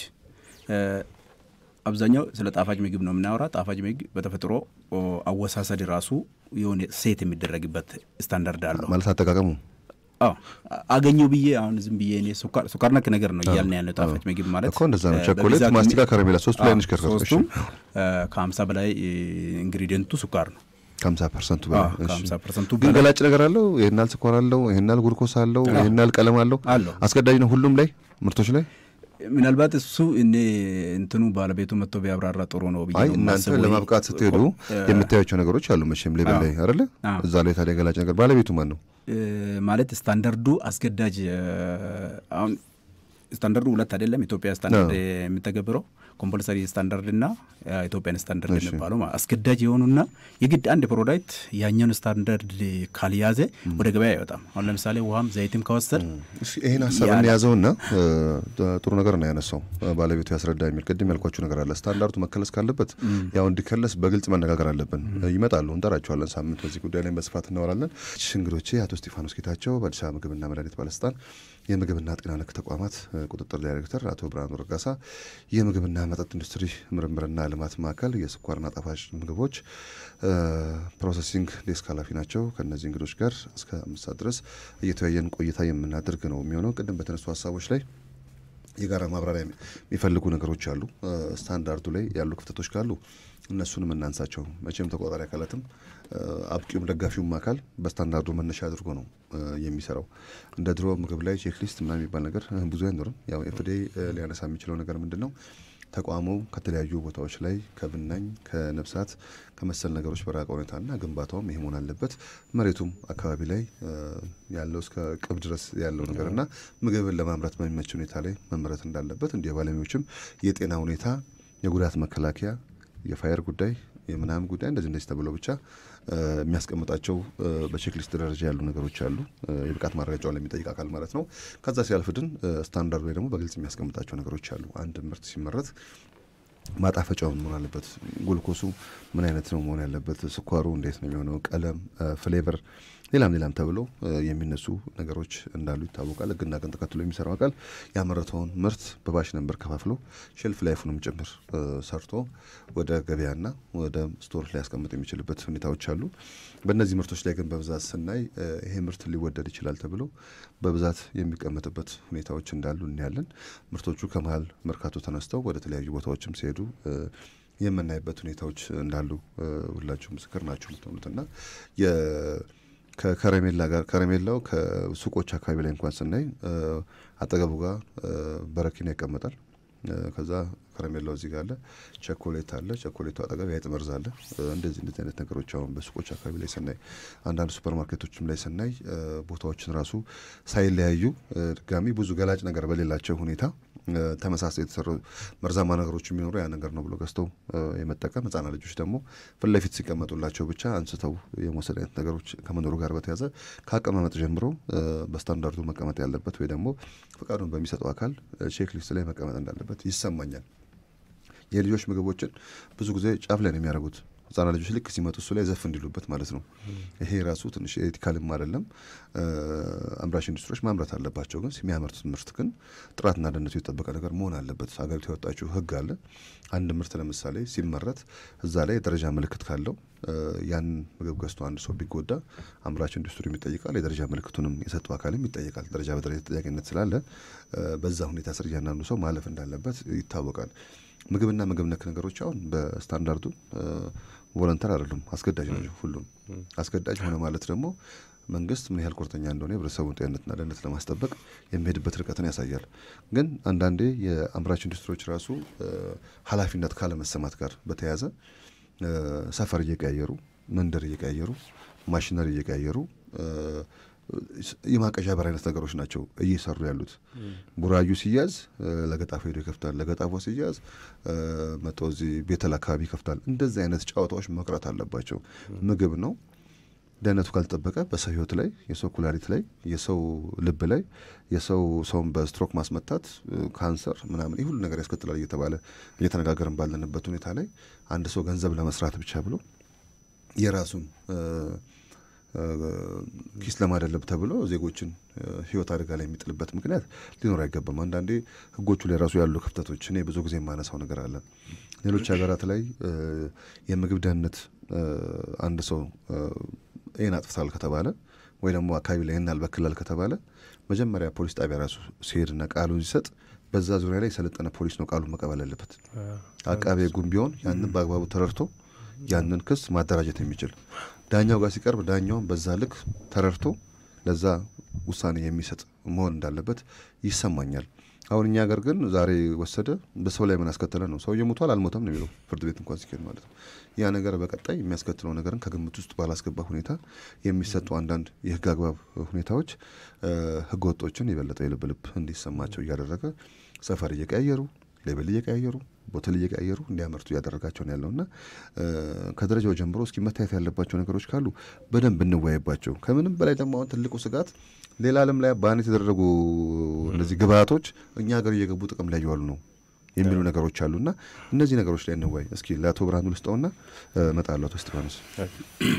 እሺ አመሰግናለሁ። ያው ቅድም እያወራው ነበር ስለ ደረጃ ሶስቱ ምግቦች ላይ ከመነሻው ሳነሳ ነበር። ከረሜላ ላይ 437 ቺንግገም ወይ መስቲካ ላይ ደግሞ 438 እና ቾኮሌት ላይ 439 የሚባሉ የኢትዮጵያ ደረጃዎች አሉ። ይሄ በፊት የወጡ ናቸው፣ አስገዳጅ አልነበሩም መጀመሪያ ላይ። አሁን ወደ ሁሉም እነዚህ ምርቶች ምግብ ናቸው፣ ልጆች ናቸው የሚመገቡት። ስለዚህ እነዚህ ደግሞ የልጆችን ጤና መጠበቅ ስላለባቸው ሁሉንም ስታንዳርዱን ጠብቆ የሚያመርቱ ኢንዱስትሪዎችም ገበያቸውንም ለመጠበቅ አስፈላጊ ስለሆነ ሁሉም ኢንዱስትሪዎች በስታንዳርዱ መሰረት እንዲያመርቱ ምናልባት ደረጃዎች ኢንስቲትዩትም እዚህ ላይ ሐሳብ እንዲሰጥ አስገዳጅ ከማድረግ አንፃር ደረጃው ደግሞ አስገዳጅ ደረጃዎች ምን ማድረግ ይችላል? ደረጃውን አወጣ። ደረጃውን የሚያስተገብርለት አካል ደግሞ ሌላው አካል ነው። የሱ ስልጣን እኮ ደረጃ ማውጣት ነው። አሁንም ጠያቂ ካለ በፕሮጀክትም ሆነ ፐርሰናል የሚጠይቅ አካል ካለ ደረጃ ይከለሳል። የትም ዓለም ያለ አሰራር ከመኑ ጋር በተያያዘ ማለት ነው። እነሱ ምንም ሊሉ አይችሉም። እናንተ ግን እንደ ደጋፊ አካል ይሄ ነገሮች እንደው ቢኖሩ እንደ አቶ እስጢፋኖስ ደግሞ እንደ ተቆጣጣሪ አካል ደግሞ በቁጥጥር ላይ ችግር እየፈጠረብን ያለው ስታንዳርዱ ላይ ይሄ ክፍተት ስላለው ነው የሚሉ ነገሮች ካሉ እንዲነሳን የፈለኩት ነው። ልክ ነው። የደረጃውን አርማ የሌላቸው ምግቦች ከገበያ እንዲወጡ ነው። አብዛኛው ምግብ ያን ደረጃ ተከትሎ ነው መውጣት ያለበት፣ ወደ ገበያ መግባት አለበት። አብዛኞቹ ደግሞ እነዚህ ምርቶች ከውጭም የሚመጣው አንዳንድ ሰፈር ውስጥ ደግሞ አንዳንድ ትልቅ ኢንዱስትሪዎች ስምም ተመርቶ ወይ ደግሞ የባለቤትነቱ የማይታወቁ የነዚህ የጣፋጭ ምግቦች ምርቶችም ገበያ ላይ ስላሉ እነሱ አርማው እንዲኖረው ክትትል ማድረግ ነው። ደረጃው ምንድነው ማድረግ የሚችለው? በፊት የነበረውን የኢትዮጵያ ስታንዳርድ ብቻ የነበረውን ወደ አስገዳጅ ደረጃ እንዲቀየር ማድረግ ነው። ሶስቱ ምርቶች ላይ ማለት ነው። ከመነሻ ምንድነው ስኳር ስለሆነ ስኳር በራሱ ጊዜ ፕሪዘርቫቲቭ በሚለው መጀመሪያ አካባቢ ላይ አስገዳጅ አልነበረም። ስለዚህ ቢሆንም ሌሎች ጉዳት የሚያመጡ አብሮ ከአመራራቱ ጀምሮ ከጥሬ ዕቃው ከፓኬጂንግ ጀምሮ በምርት ሂደቱ ላይ የሚያጋጥሙ ሌሎች ብዙ ችግሮች ስለሚያመጡ ደረጃው አስገዳጅ መሆን አለበት። አምራችም ደግሞ በዛው መዳኘት ስላለበት ማለት ነው። ቆይ አስገዳጅ አይደለም ነው ያሉኝ ያሉት በፊት አስገዳጅ ነበር ከተከለሰ በኋላ ደግሞ ኢንዱስትሪ በዛ ያመረተ ስላልሆነ ማለት ነው በስታንዳርዱ በተከለሰ ስታንዳርድ አበሱ ያመረቱ አይደለም ያሉት በዱሮ በኢትዮጵያን ስታንዳርድ የፈለገው ኢንዱስትሪ ያደርገዋል ያላረገውም ደግሞ አስገዳጅ ነው ተብሎ የማስገደድ ስላልተሰራ ስለዚህ ተቆጣጣሪ አካል በአግባቡ እየተቆጣጠረ አይደለም ማለት ነው ምናልባት እንግዲህ እነሱ ስራቸውን እየሰሩ ነው እኔ አልሰሩም ማለት አልሰሩም ማለት አልችልም ስታንዳርድ ካለ ስታንዳርድ ስታንዳርድ ከዚህ ጊዜ ጀምሮ ተግባራዊ መደረግ አለበት ይላል አይደል ጊዜ ገደብ አለው መቼ ከዛ በኋላ የተስማሚነት ምዘና ድርጅት ማን ነው የደረጃዎች ኢንስቲትዩት የነሱ ዌብሳይት ላይ ይለቀቃል ከዛ ጊዜ ጀምሮ አስገዳጅ ሆኖ ይመጣል አይደል አስገዳጅ ሆኖ ከመጣ በኋላ ደግሞ ተቆጣጣሪ አካላት በዛ መሰረት ነው መስራት ያለባቸው እንጂ የተከለሰ ስታንዳርድ ይያለ በድሮ ስታንዳርድ ነው የሚሰራው እኔ ምናልባት እንግዲህ እዚህ ላይ የተቆጣጣሪ አካልም እኛ ጋር ስላሉ እስኪ አቶ ስቲፋኖስ ይሄ ነገር እንዴት ነው የሚያዩት በድሮ ስታንዳርድ ይሰራቸው አለች ኖ ስታንዳርዶች በተቀየሩ ቁጥር በስታንዳርዱ ወደ ስታንዳርዱ እንዲመጡ ነው ያስቻለን ያለ ነውና ቀደም ባለው መሰረት መቼ የተከለሰው ግን እስቲ ያተብራ ነው ስታንዳርዱ በቅርብ ጊዜ ማለት ነው ከሁለት ዓመት ወደዚህ ነው ስታንዳርዱ ወደ አስገዳጅ ደረጃ እየመጣ የነበረው እሱም ሂደት ነው እንጂ እኔ ተግባራዊውን አይሁን እርግጠኛ አይደለሁም መከለሱን ብቻ ነው ማቀው እስቲ አተስተካነስ የመረጃ ላይ ነው ይችላል ሰጨሽ ሶስተኛ ወገንም ምርመራ የምናደርገው ስታንዳርዱ መሰረት ነው የምናስተገብረውና በዋናነት ኮምፐልሰሪ ኢትዮጵያን ስታንዳርድ ተብሎ የተቀመጡ ስታንዳርዶችን መሰረት አድርገን ነው በድሮውማ አይደለም አሁን ባለው አፕዴት በተደረገው ኢቭን ዛሬ ላይ ተገበረ የነበረው ነገ ሊቀየር ይችላል ወይ ከተቋማቱ አላሰራሊል ከቻለ ከሌሎች ዓለማት ጋር በማነጻጸር ሊቀየር ይችላል ወይም ደግሞ መሻሻል አለበት ተብሎም እንደዚህ የሚቀየሩ ስታንዳርዶች ብዙ አሉ ስታንዳርድ ባለቤቱ ስታንዳርድ ኤጀንሲ ቢሆንም ስታንዳርድ እንዲወጣለት ደግሞ የሚያደርገው ተቋሙ ነው ተቋም ማለት አምራች ኢንዱስትሪ ነው ወይስ ተቆጣጣሪ አካልም ሊሆን ይችላል አንዳንድ አምራቾች መከሰውታሉ ስታንዳርድ ጠይቁ ያስወጣሉ የተሻሉ ተቋማት ሲሆኑ እንደዛ ያደርጋሉ እንደ መንግስት ግን መንግስታዊ ተቋም በወቅታዊ ሁኔታን መሰረት ተደርጎ ስታንዳርድ ሪቫይዝ ይደረጋል እንዲሁም ደግሞ አዲስም የሚወጣበት ሁኔታ ነው ያለው ቁጥጥር የሚደረገው በዛ ልክ ነው የሶስተኛ ወገን ብለን ቀደም እንዳነሳሁት ሶስተኛ ወገን ምርመራ የምናደርገው አሁን ባለው በወቅታዊው ስታንዳርድ መሰረት ነው ያንን መሰረት አድርገን ቁጥጥር እናደርጋለን እናስተገብራለን ግን ያው ምን ይገጥመዋል እክል ይገጥመዋል ተቋሙ በድሮው ሊሄድ ይላል ቀደም ባወራ ነው መሰረት በድሮ አካሄድ መሄድ የሚፈልጉ አሉ ቆይ ምንድነው የድሮ የዘንድሮ የሚባል ነገር ህግ ሆነ ግን ወራለ ህግ ነው እና ምንድነው በድሮ የሚፈልጉት ያን የተለያዩ ግባቶች ሊያስመጡ ይችላሉ ከውጪ ሀገር ውስጥ ከሌለው ከውጪ ሊያስመጡ ስለሚችሉ ያ ተግዳሮት ስለሚገጥማቸው ያንን ወጪ ማውጣት አይፈልጉም ወጪ ብቻ ገቢ እንጂ ወጪ የማይፈልግ ብዙ ተቋም ነው ያለው ብዙ ግለሰብ ነው ያለውና ወደ ሲስተሙን ለመምጣት ትግል አለው ነገር ግን ቁጥጥር የምናደርገው አፕዴት በተደረገው በአዲሱ ስታንዳርድ ነው በየትኛውም ወቅት አንዳንዴ እኔ እኛ ሀገር አምራቾች አካባቢ ላይ እንደ ችግር የምናያቸው ነገሮች አሉ ወደ ኳሊቲ ለመምጣት ያ ወጪ አለው አይደለ ወጪ ሲኖረው ግን ያ ወጪ እኮ ገቢዎችን ቢሆን ወጪ ይዘዋል እኮ ያ ሰው ያገኘውን ገንዘብ ዝም ብሎ አካውንቱ ላይ ቢያስቀምጠው የዛን እኮ 35% ምንም መንግስት ታክስ ይጥልበታል እኮ ግን እሱ ለዛ ለፋብሪካ ለግብአትነት ያስፈልገኛል ብሎ አስፈላጊው ነገር አሟልቶ ከተቆጣጣሪ አካል ጋር ከመጨቃጨቅም ጥራት ያለው ምርት ህብረተሰቡ ጋር ለማድረስም እዚህ ጋር ነገ በውጪ ለሚያዝለት ነገር ምንድነው እንደዚህ ተሰሰብራሱ አንዳንድ ግራም የሚገባ ነገር እሱ ነው የኃላፊነት መጓደል ነው በዋናነት ቀደም እንዳልኩት ምግብ አምራች ከሆነ ማንኛውም ተቋም ግለሰብ ኃላፊነት አለበት ትልቅ ኃላፊነት እሱ ከሱ ቤት የሚወጣ ምርት ለህዝቡ እስኪደርስ ድረስ ጤናማ ነው ወይ አይከኔ ጋር ከወጣ በኋላ እኔ አይመለከተኝም ሊልም አይገባም በመሰረታዊነት ህዝቡ ጋር በጤናማነት ደርሷል ወይ ብሎ ሁላ መቆጣጠር ራሱ ባይቆጣጠር ችግር ከገጠመው ከገበያ መሰብሰብ ያለበት ራሱ ነው አንዳንዴ ምንድነው የኛ አምራቾች ዛሬ ያመረታትን ምርት ዛሬው ነው በቃ አውጥቶ ይሸጣል ይሄ ነገ ከገበያ ተሰብስቦ ችግር ገጥሞት ቼክ ለማድረግ እንትን የለውም ላብራቶሪም በዛው ልክ አሁን ትልልቅ ፋብሪካዎች ተብለው ላብራቶሪ አቋቁሙ። ላብራቶሪ ሳይኖራቸው ነው የሚያመርቱት? ይኖራሉ። ላብራቶሪ ብላ አንተ ስትቆጣጠራቸው ላብራቶሪ ተቋቋመ ይኖርና ባለሙያው እዛ ጋር አታገኘው። ባለሙያው እያንዳንዱ ምርት ሲወጣ መቆጣጠር አለበት። ኳሊቲ መቆጣጠር ያለበት፣ ደህንነትን መቆጣጠር ያለበት የላብራቶሪ ባለሙያ ነው። የባለሙያው ሰርቲፊኬት ታገኝና ባለሙያው አታገኘው። ሌላ ሀገር ይሄዳል ወይ ሌላ ድርጅት ውስጥ ሌላ ቦታ ላይ ተቀጥሮ ልታገኘው ትችላለህ። ያ ኃላፊነት መጓደል ነው። እኛስ ሲመረት እያንዳንዱ የተመረተው ምርት ተጠቃሚው ጋር እስኪደርስ ድረስ ባለው ሰንሰለት እያንዳንዱ ቦታ ላይ ቁጥጥር እናደርጋለን። ቁጥጥር የምናደርገው በተለያየ መልኩ ነው። አሁን እንዳውም የቁጥጥር ሂደታችን ቀይረናል። በፊት ተደራሽ ለመሆን ነበር የምንሄደው። አሁን ግን ሪስክ ቤዝድ አድርገናል። ሪስክ ቤዝድ እንዲሆን እንደ ተቋም ተወስኖ ሪስክ የሆኑት ምርቶች ላይ የደህንነት ችግር ሊያስከትሉ ይችላሉ የሚባሉት ምርቶች ላይ ሲስተሞች ላይ ፎከስድ ሆኖ ቁጥጥር እንድናደርግ ነው አሁን እንትን ያልነውና በዛ ልክ እያደረግን ነው። ግን ደግሞ ቅድም ባነሳሁት ልክ ምርቶች ባልተገባ መልኩ ሲመረቱ ባልተገባ መልኩ ሲሸጡ የምናገኝበት ሁኔታ አለ። እነኛ አሁን የተጠቀሱት ጣፋጭ ምግቦች ባያያዝም በጥሩ ሁኔታ ተመርተው በሽያጭም ችግር ሊገጥማቸው ይችላል። ለምሳሌ ለፀሐይ አጋልጦ መሸጥ፣ ቅድም ባልከው ሱቁ በር ላይ ለብዙሃን እንዲታይ ተብሎ ፊት ለፊት የሚያደርጓቸው ለማርኬቲንግ ነው የሚያስቡት ዞቹ። ከዛ በላይ ለፀሐይ ያበላሸዋል። 2 ዓመት ተብሎ የተቀመጠው የኤክስፓየር ዴቱ በ6 ወር ሊበላሽ ይችላል። ለፀሐይ ባጋን እንደ ሀገር ራሱ ማን ነው የሚሰራው? ለምሳሌ ኤክስፓየር ዴት ተብሎ ተስማሚነት ራሱ አለ። አይሰሩም እነሱ። ቴስት ያደርጋሉ። ቴስት ማድረግና መስራት የተለያዩ ነገሮች ናቸው። ሼልፍ ላይፍ አሁን እንደ ሀገር እየሰራ ነው ብዬ አላሰብም ነኝ።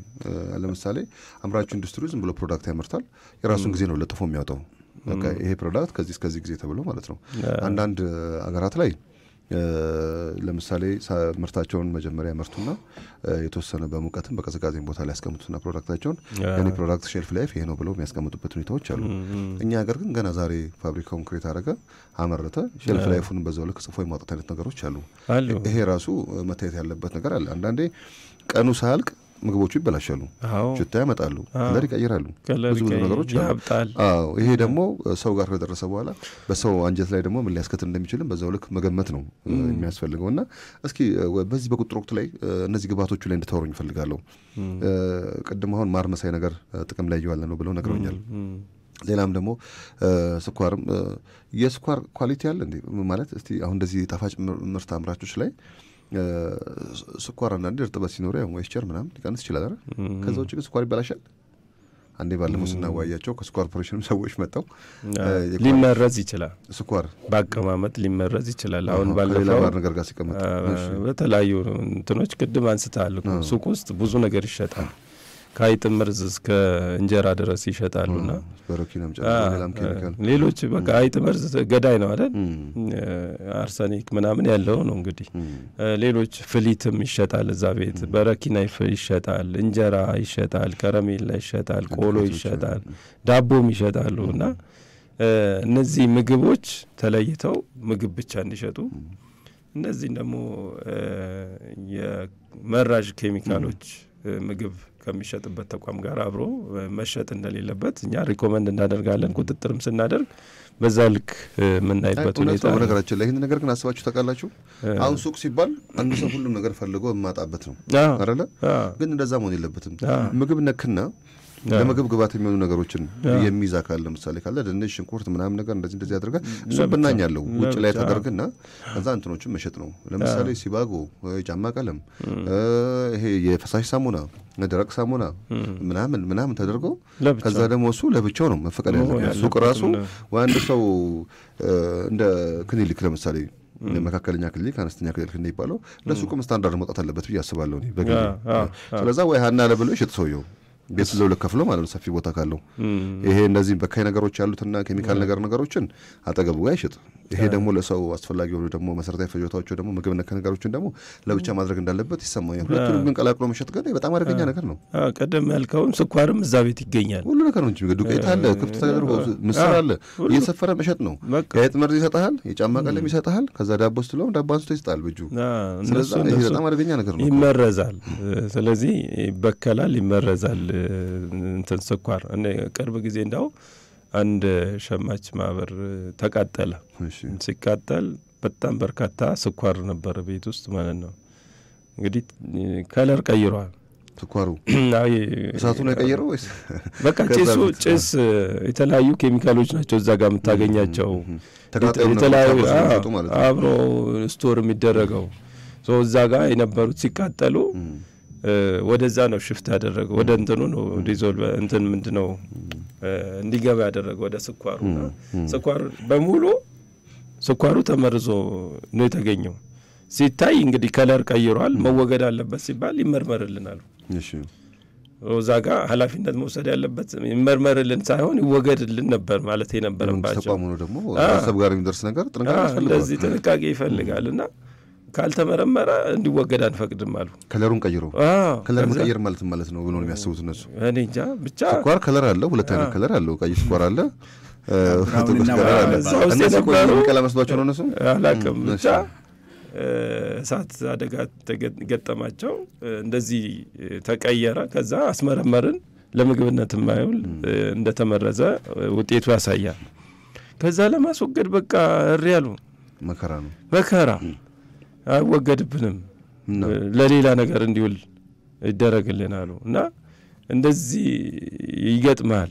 ስለዚህ ይመረዛል በተለያየ መልኩ ከስታንዳርድ ውጭ ይሆናል ማለት ነው። ግን እነሱ ይጠቀሙታል እኮ ነው። አንዳንዴ እኛ ማህበረሰብ የሚታዩ ነገሮች እኔ ባለፈውም ሳምንት አንስቼዋለሁና አንድ ሆቴል ያለው ጓደኛችን ነበርና ብዙ ጊዜ እየመጣን እሱ ጋር እንጠቀማለን። ልክ እሱ ሲመጣ አስተናጋጁን ይጠራውና በጆሮ ይነግረዋል፣ በራሴ ዘይት ይሄን ምግብ አምጣልኝ ይለዋል። እሱ ሌላ ዘይት ነው የሚመገበው፣ ሌላው ግን ከስተመር ግን ሌላ እሱ የማይመገበውን ዘይት እንዲመገብ የማድረግ አይነት ነገሮች አሉና አሁን ብዙዎቹ እዚህ መርካቶ አካባቢ የህፃናት ወተት ምንበል ዛሬ የምናነሳውም ጣፋጭም ነገር ሌላም ነገሮችን እናንሳውና ጨውም ላይ ጭምር ሚጥሚጣ እንደዚህ አሁን የምንላቸው ነገሮች እና እነሱ የማይመገቡትን ነገር ነው ለህብረተሰቡ የማቅረብ አይነት ነገሮች የምናየውና ይሄ ራሱ ከሞራል አንጻር እንዴት ነው የሚታየው የሚለውም ነገር በስፋት መሰራት ያለበት ነገር እንዳለ ይሰማኛልና እስኪ ይሄ ዱካ ከመከተል አንጻር ቅድም ያነሱት ነገር አለ። በእነዚህ በጣፋጭ ምርቶች ላይ ከየት እንደሚነሱ አይታወቅም፣ መድረሻቸው አይታወቅም። አሁን የፌዴራል ኤፍዲዎች ቢኖሩ ከዚህ ጋር በስፋት ልናወራበት እንችላለን። እነሱ የድንበር ተሻጋሪ የሚሉት ነገር አላቸው።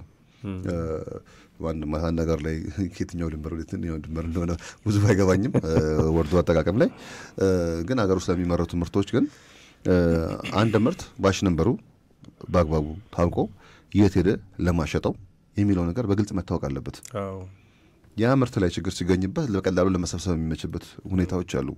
አንዳንድ የገጠር ገበያዎች ላይ እኮ የጠጠር ከረሜላን በለው ምንም በለው በቃ ፀሐይ ላይ አስጥተው ቀልጦ ሰው እየገዛ ከዛ ላይ እየበላ ነው የሚለው። ብዙ ቦታዎች ላይ የምናየው ነው። ወደ ክልልም ለስራ ስንወጣ የምናይበት ሁኔታዎች አሉ። ቸኮሌት የምንላቸው ምርቶች ተጣብቀው ከማሸጊያው ጋር እና በጣም በቃ ርሰው እንደዚህ በወቅቶ በሚባል ደረጃ ማለት ነው። እሱን በየሱቁ ላይ ሰው እየገዛ ህጻናት ልጆችም ጭምር ላስቲኩን ቀዶ ሲመገቡ ይታያሉ። እና ይሄ ራሱ ምን ማለት ነው? አንድ ምግብ ቅርጹን ራሱ ቀየረ ማለት ለምሳሌ ሲመረት የነበረውን ቅርጽ ቀየረ ማለት ያ ምርት ምን ማለት እንደሆነ ራሱ በግልጽ መታወቅ አለበት። በጉዞ ወቅት ላይ በክምችት ወቅት ላይ ኬሚካል የሚጫንበት ተሽከርካሪ ላይ አሁን እኛ ጋር በጣም የሚያሳዝነው እዚህ መርካቶ አካባቢ ላይ ምዕራብ አካባቢ ደንብናይ አይሱዚዎች አሉ። ዘይት ጭኖ ይመጣል፣ ሌላ ኬሚካል ጭኖ ይመጣል፣ ጣውላ ጭኖ ይመጣል። ከዛ ደግሞ ምግብ ጭኖ ደግሞ ወደ ተለያዩ ሱቆች ደግሞ ሲወስድ ታይዋለ። ምግብ ራሱ እንዴት ነው መጓጓዝ ያለበት የሚለው ነገር እኮ በስፋት መታወቅ ያለበት ነገሮች አሉና እስኪ እንደ ምግብ ደህንነት ባለሙያነታችሁ እዚህ ላይ ራሱ ሀሳብ ስጡበት። መቼም ያው ከእርሻ እስከ ጉርሻ ነው አይደለ? ምግብ አንድ ቦታ ይመረታል፣ ተጠቃሚው አፍ ላይ ወይ ደግሞ ከጉርሻ እስከ አፍን በለው እንደዛም ነው እንችላለን። አፍድረስ ከእርሻ እስከ ጉርሻ እስከ አፍ ድረስ ማለት ነው። እስኪደርስ ድረስ ያ ሰንሰለቱ ካልተጠበቀ በጣም ብዙ ነገር ነው የሚያስከትለውና እስኪ እንደው እንደ ምግብ ደህንነት ባለሙያነታችሁ ከተመረተም በኋላ ራሱ ህብረተሰቡ ጋር ሲደርስ ድረስ ምን ነገሮች መታየት አለባቸው የሚለው ነገር ላይ እናንሳ። አቶ ብርሃኑ አመሰግናለሁ። ያው ቅድምም ስናነሳ እንደነበረው እነዚህ ነገሮች መነሻቸው ከአመራራት፣ ከጥሬ ዕቃ፣ ከፓኬጂንግ፣ ከስቶሬጅ ሩም ነው የሚጀምረው። አሁን ወደ ፋይናሊ ወደ ማርኬት መተን ሱቅ እስከሚደርስ ድረስ ማለት ነው። ለሀገር ጋር ሲደርስ እንግዲህ እሱ ሌላ መልክ ቀይሮ ሊደርስ ይችላል። ሙቀት አለ ያን ሲስተም የሚቆጣጠር እንደ ሀገሪቱም ስለሌለን እዛ ቦታ ሲደርስ ደግሞ ሱቅም ለፕሮሞሽን ግን ተቀባይ ካል ግማይት የለበትም። ለምሳሌ ከአንድ ቦታ ተነስቶ ሲመጣ አሁን ገቢዎች ታክስ ተከፍሎበታል አልተከፈለበትም የሚለው ነገር ያለ አይደል? የዚህ ምግብ ደህንነት ሴክተር ላይ ደግሞ የሚሰራ ሰው አንድ ምግብ ለምሳሌ ከመርካቶ ሲወጣ ጋምቤላ ቤት የጋምቤላ ሙቀት ይታወቃል፣ አፋር ቤት የአፋር ሙቀት ይታወቃል፣ ደብረ ብርሃን ቤት እስከ አንኮበር ድረስ ባለው አካባቢ ላይ ያለው የቅዝቃዜ መጠን ይታወቃል። እነዚህ ሁሉ ነገሮች እኮ ተለይተው መጓጓዝ ካልቻለ እኮ ውጤቱ በኋላ ምንድን ነው የማነሳው? እሱን ነው እሱን ስታንዳርድ ነው አሟልቶ መሄድ አለበት። ጋምቤላ ሲደርስ ያን ቴምፐሬቸር መቋቋም የሚችልበት ሲስተም ላይ አብሮ መሄድ አለበት። ወደ ደብረ ብርሃን ሲሄድ ደግሞ ቅዝቃዜ ነው። ያን ቅዝቃዜ ኢንቫይሮንመንት ላይ ሌላ ጉዳት እንዳያስከትል ወይ ደግሞ ምግብነቱ እንዳይበላሽ የሚደረግበት ሲስተም አብሮ መሄድ አለበት።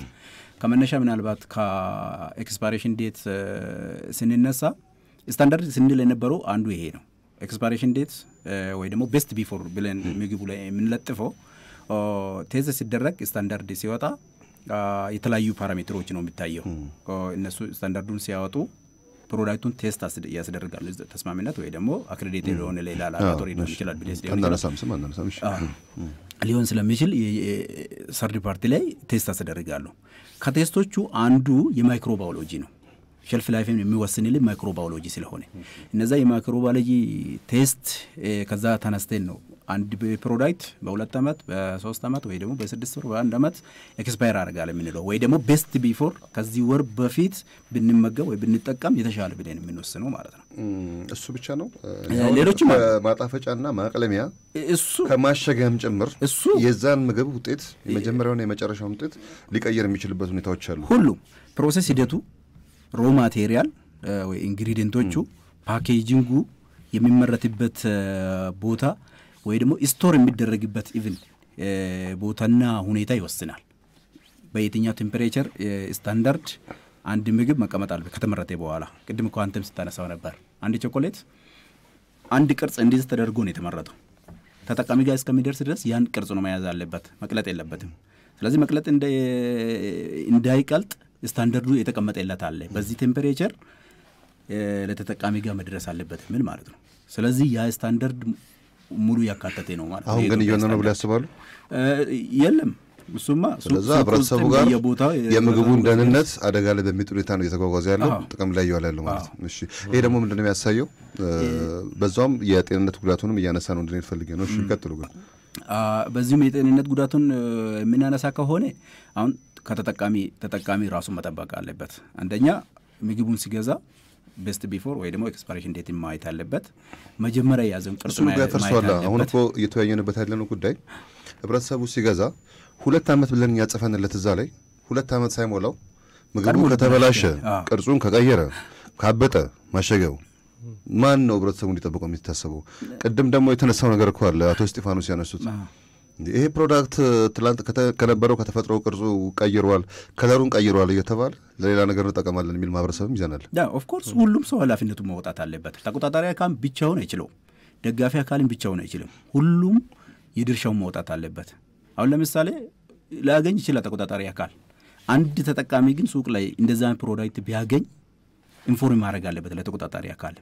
ለአምራቹም ደግሞ አንዳንድ ቦታ ላይ ኢቭን አምራቹ አይታወቅም። በአንድ አምራች ስም አንድ ኤክስ ከሚባል አምራች ስም የሚያወጡ ህገወጥ ድርጅቶችም ስላሉ እነዛን ደግሞ ኤክስኤምኤል ካምፓኒ ለመንግስት ግብር ይከፍላል፣ ለሀገሪቱ ለዜጎች ስራ እድል ይፈጥራል። እነዚህን ሆኖ ሌላ ስሙን የሚያጎድፉ ሰዎች ስላሉ እነሱንም ኮንትሮል ማድረግ ያስፈልጋል። አይ ትልልቅ ካምፓኒዎች የምግብ ደህንነት ስርዓትን ጠብቀው የሚያመርቱ ካምፓኒዎች የነሱ ማሸጊያዎችን ተጠቅመው ያመርታሉ ነው የሚያመርቱ አሉ።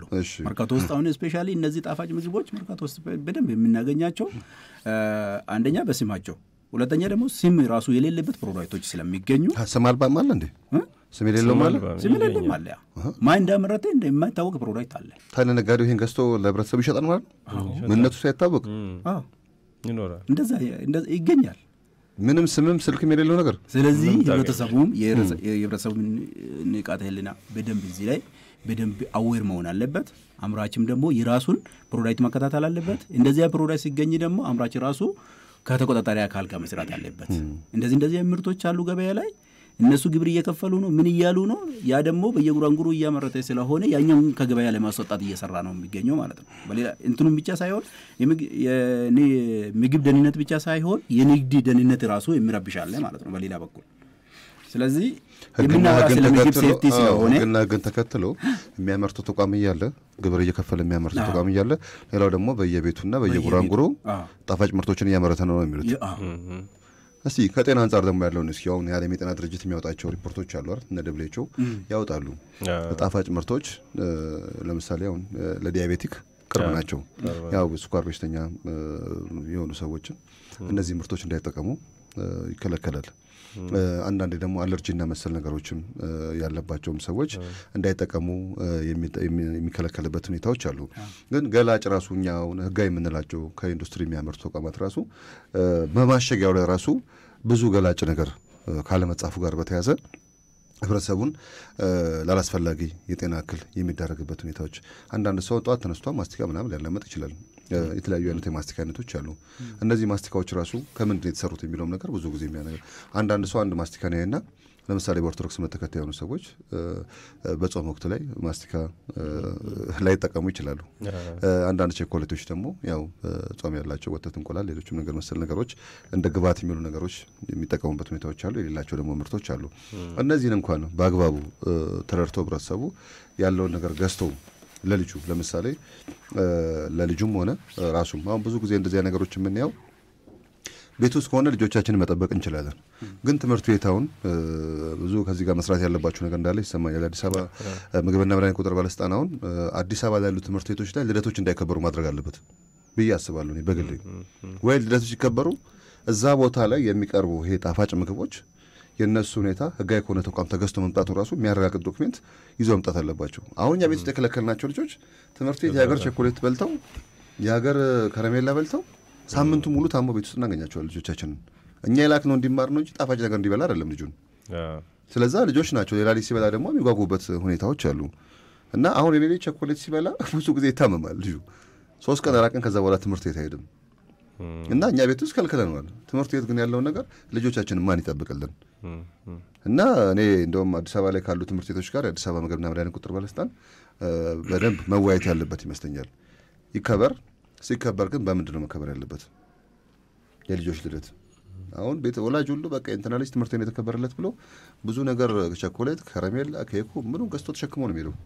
ከዛ አካባቢ ይከበራል። ትምህርት ቤት እንዲከበርላቸው ነው ብዙ ጊዜ የሚደረገውና ያንን ደግሞ ወላጅ የሱ ልጅ ያለበት የጤንነት ሁኔታ ቀደም አንስተናል እኮ እስከ 5 ዓመት ያለው ልጆች እኮ በካንሰር የተጠቁብን ነው በስኳር የተጠቁብን ነው ብለን እናስባለን።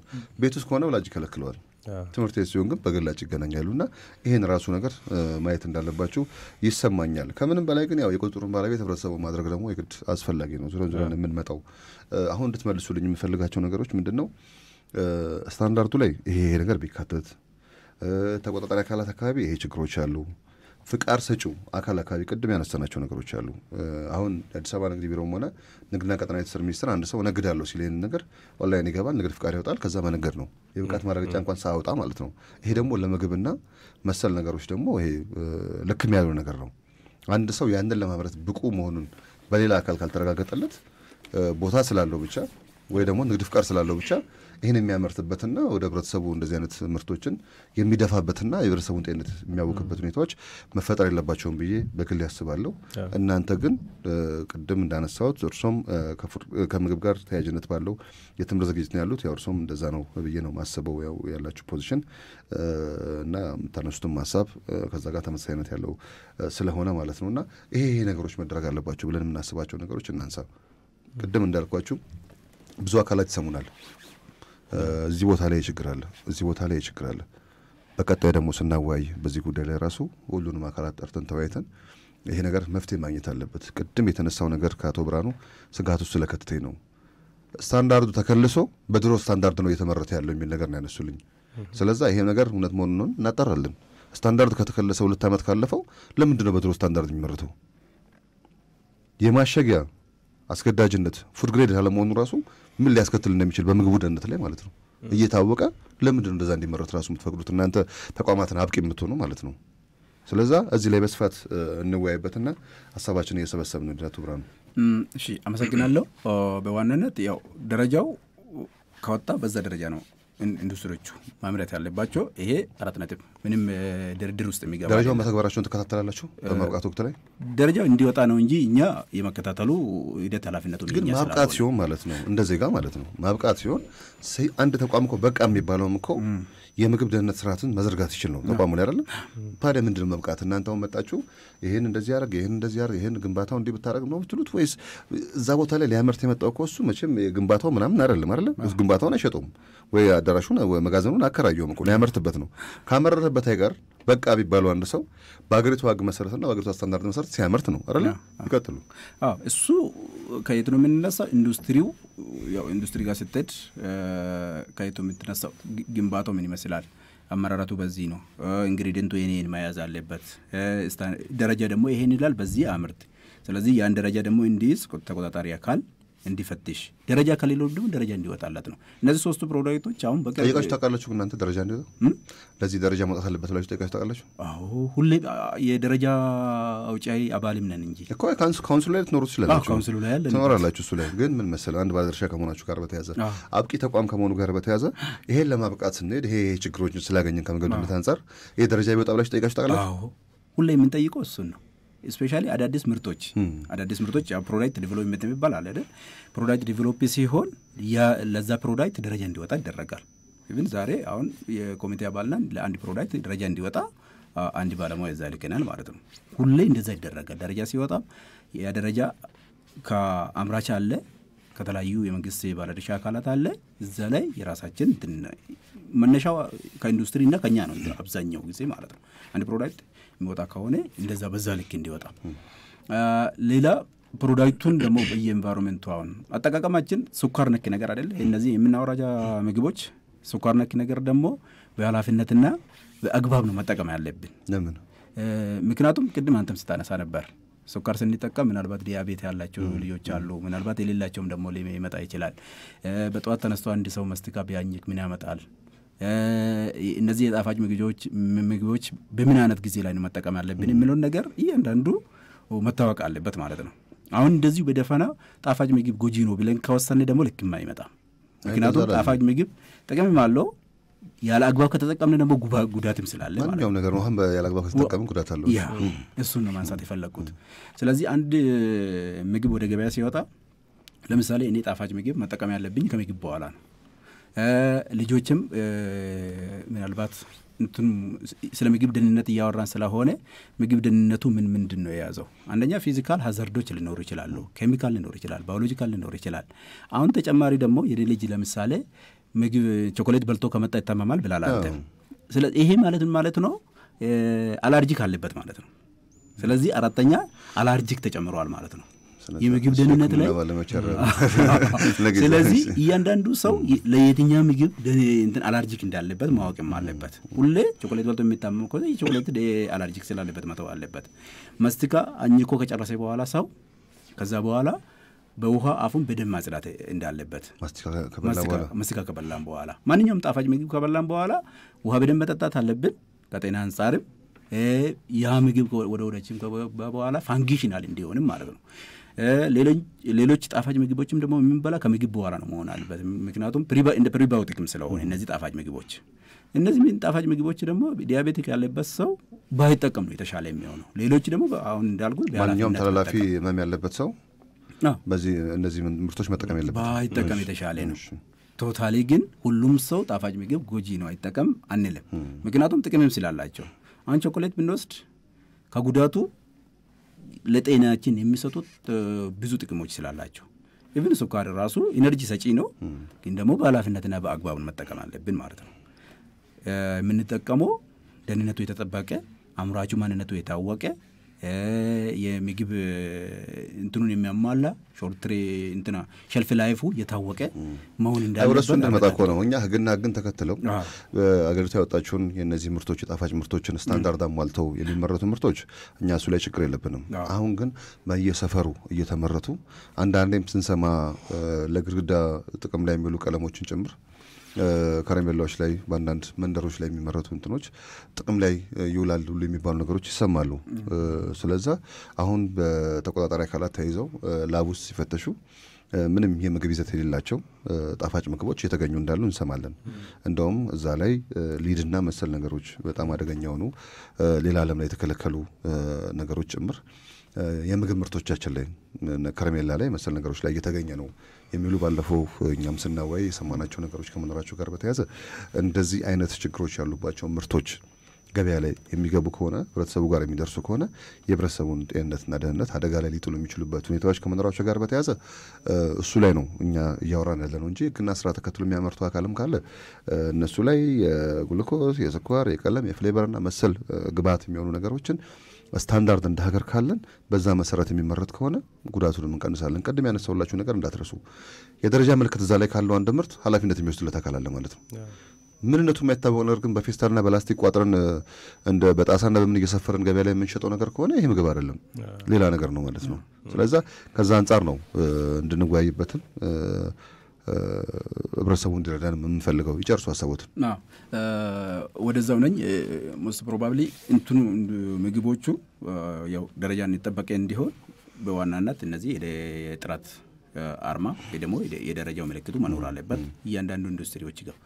ሌሎች በየጉራንጉሩ የሚያመርቱት ኢንዱስትሪዎች ደግሞ የተቆጣጣሪ አካልም በሌሎች በህብረተሰብም ጥቆማ ተደርጎ ከገበያ እንዲወጡ መደረግ ትልቁ ስራ እዚህ ላይ ነው የሚሰራ ማለት ነው። ይሄ ስናረግ የህብረተሰብም ጤንነት እንጠብቀዋለን። ሌላ ደግሞ በትክክል መስፈርቱን አሟልተው የሚያመርቱ ኢንዱስትሪዎችን እንጠብቃለን ማለት ማርኬታቸው ነው። ስለዚህ ሁለት ስራ ነው የሚሰራው። አንደኛ የሰው ጤና እንጠብቀዋለን፣ ያን የንግድ ሚዛኑን ደግሞ ጠብቀን ስራ ስለምንሰራ እዛ ላይ ህብረተሰቡ ተቆጣጣሪ አካልም እኛም ደግሞ ከማብቃት አንፃር ትልቁ ስራ ከሁላችንም ይጠበቃል ማለት ነው። መልካም። እስኪ ወደ አቶ እስጢፋኖስ ልምጣና አምራች ኢንዱስትሪዎች ማወቅ ያለባቸው ነው ወደ ስራው ከመግባቱ በፊት እያንዳንዱ ሰው ማወቅ ያለበት ነገር አለ። አሁን ብዙ ግንባታዎችን እንኳን እንደ ሀገር ስናይ አንድ ሰው የሆነ መጋዘን ይገነባል።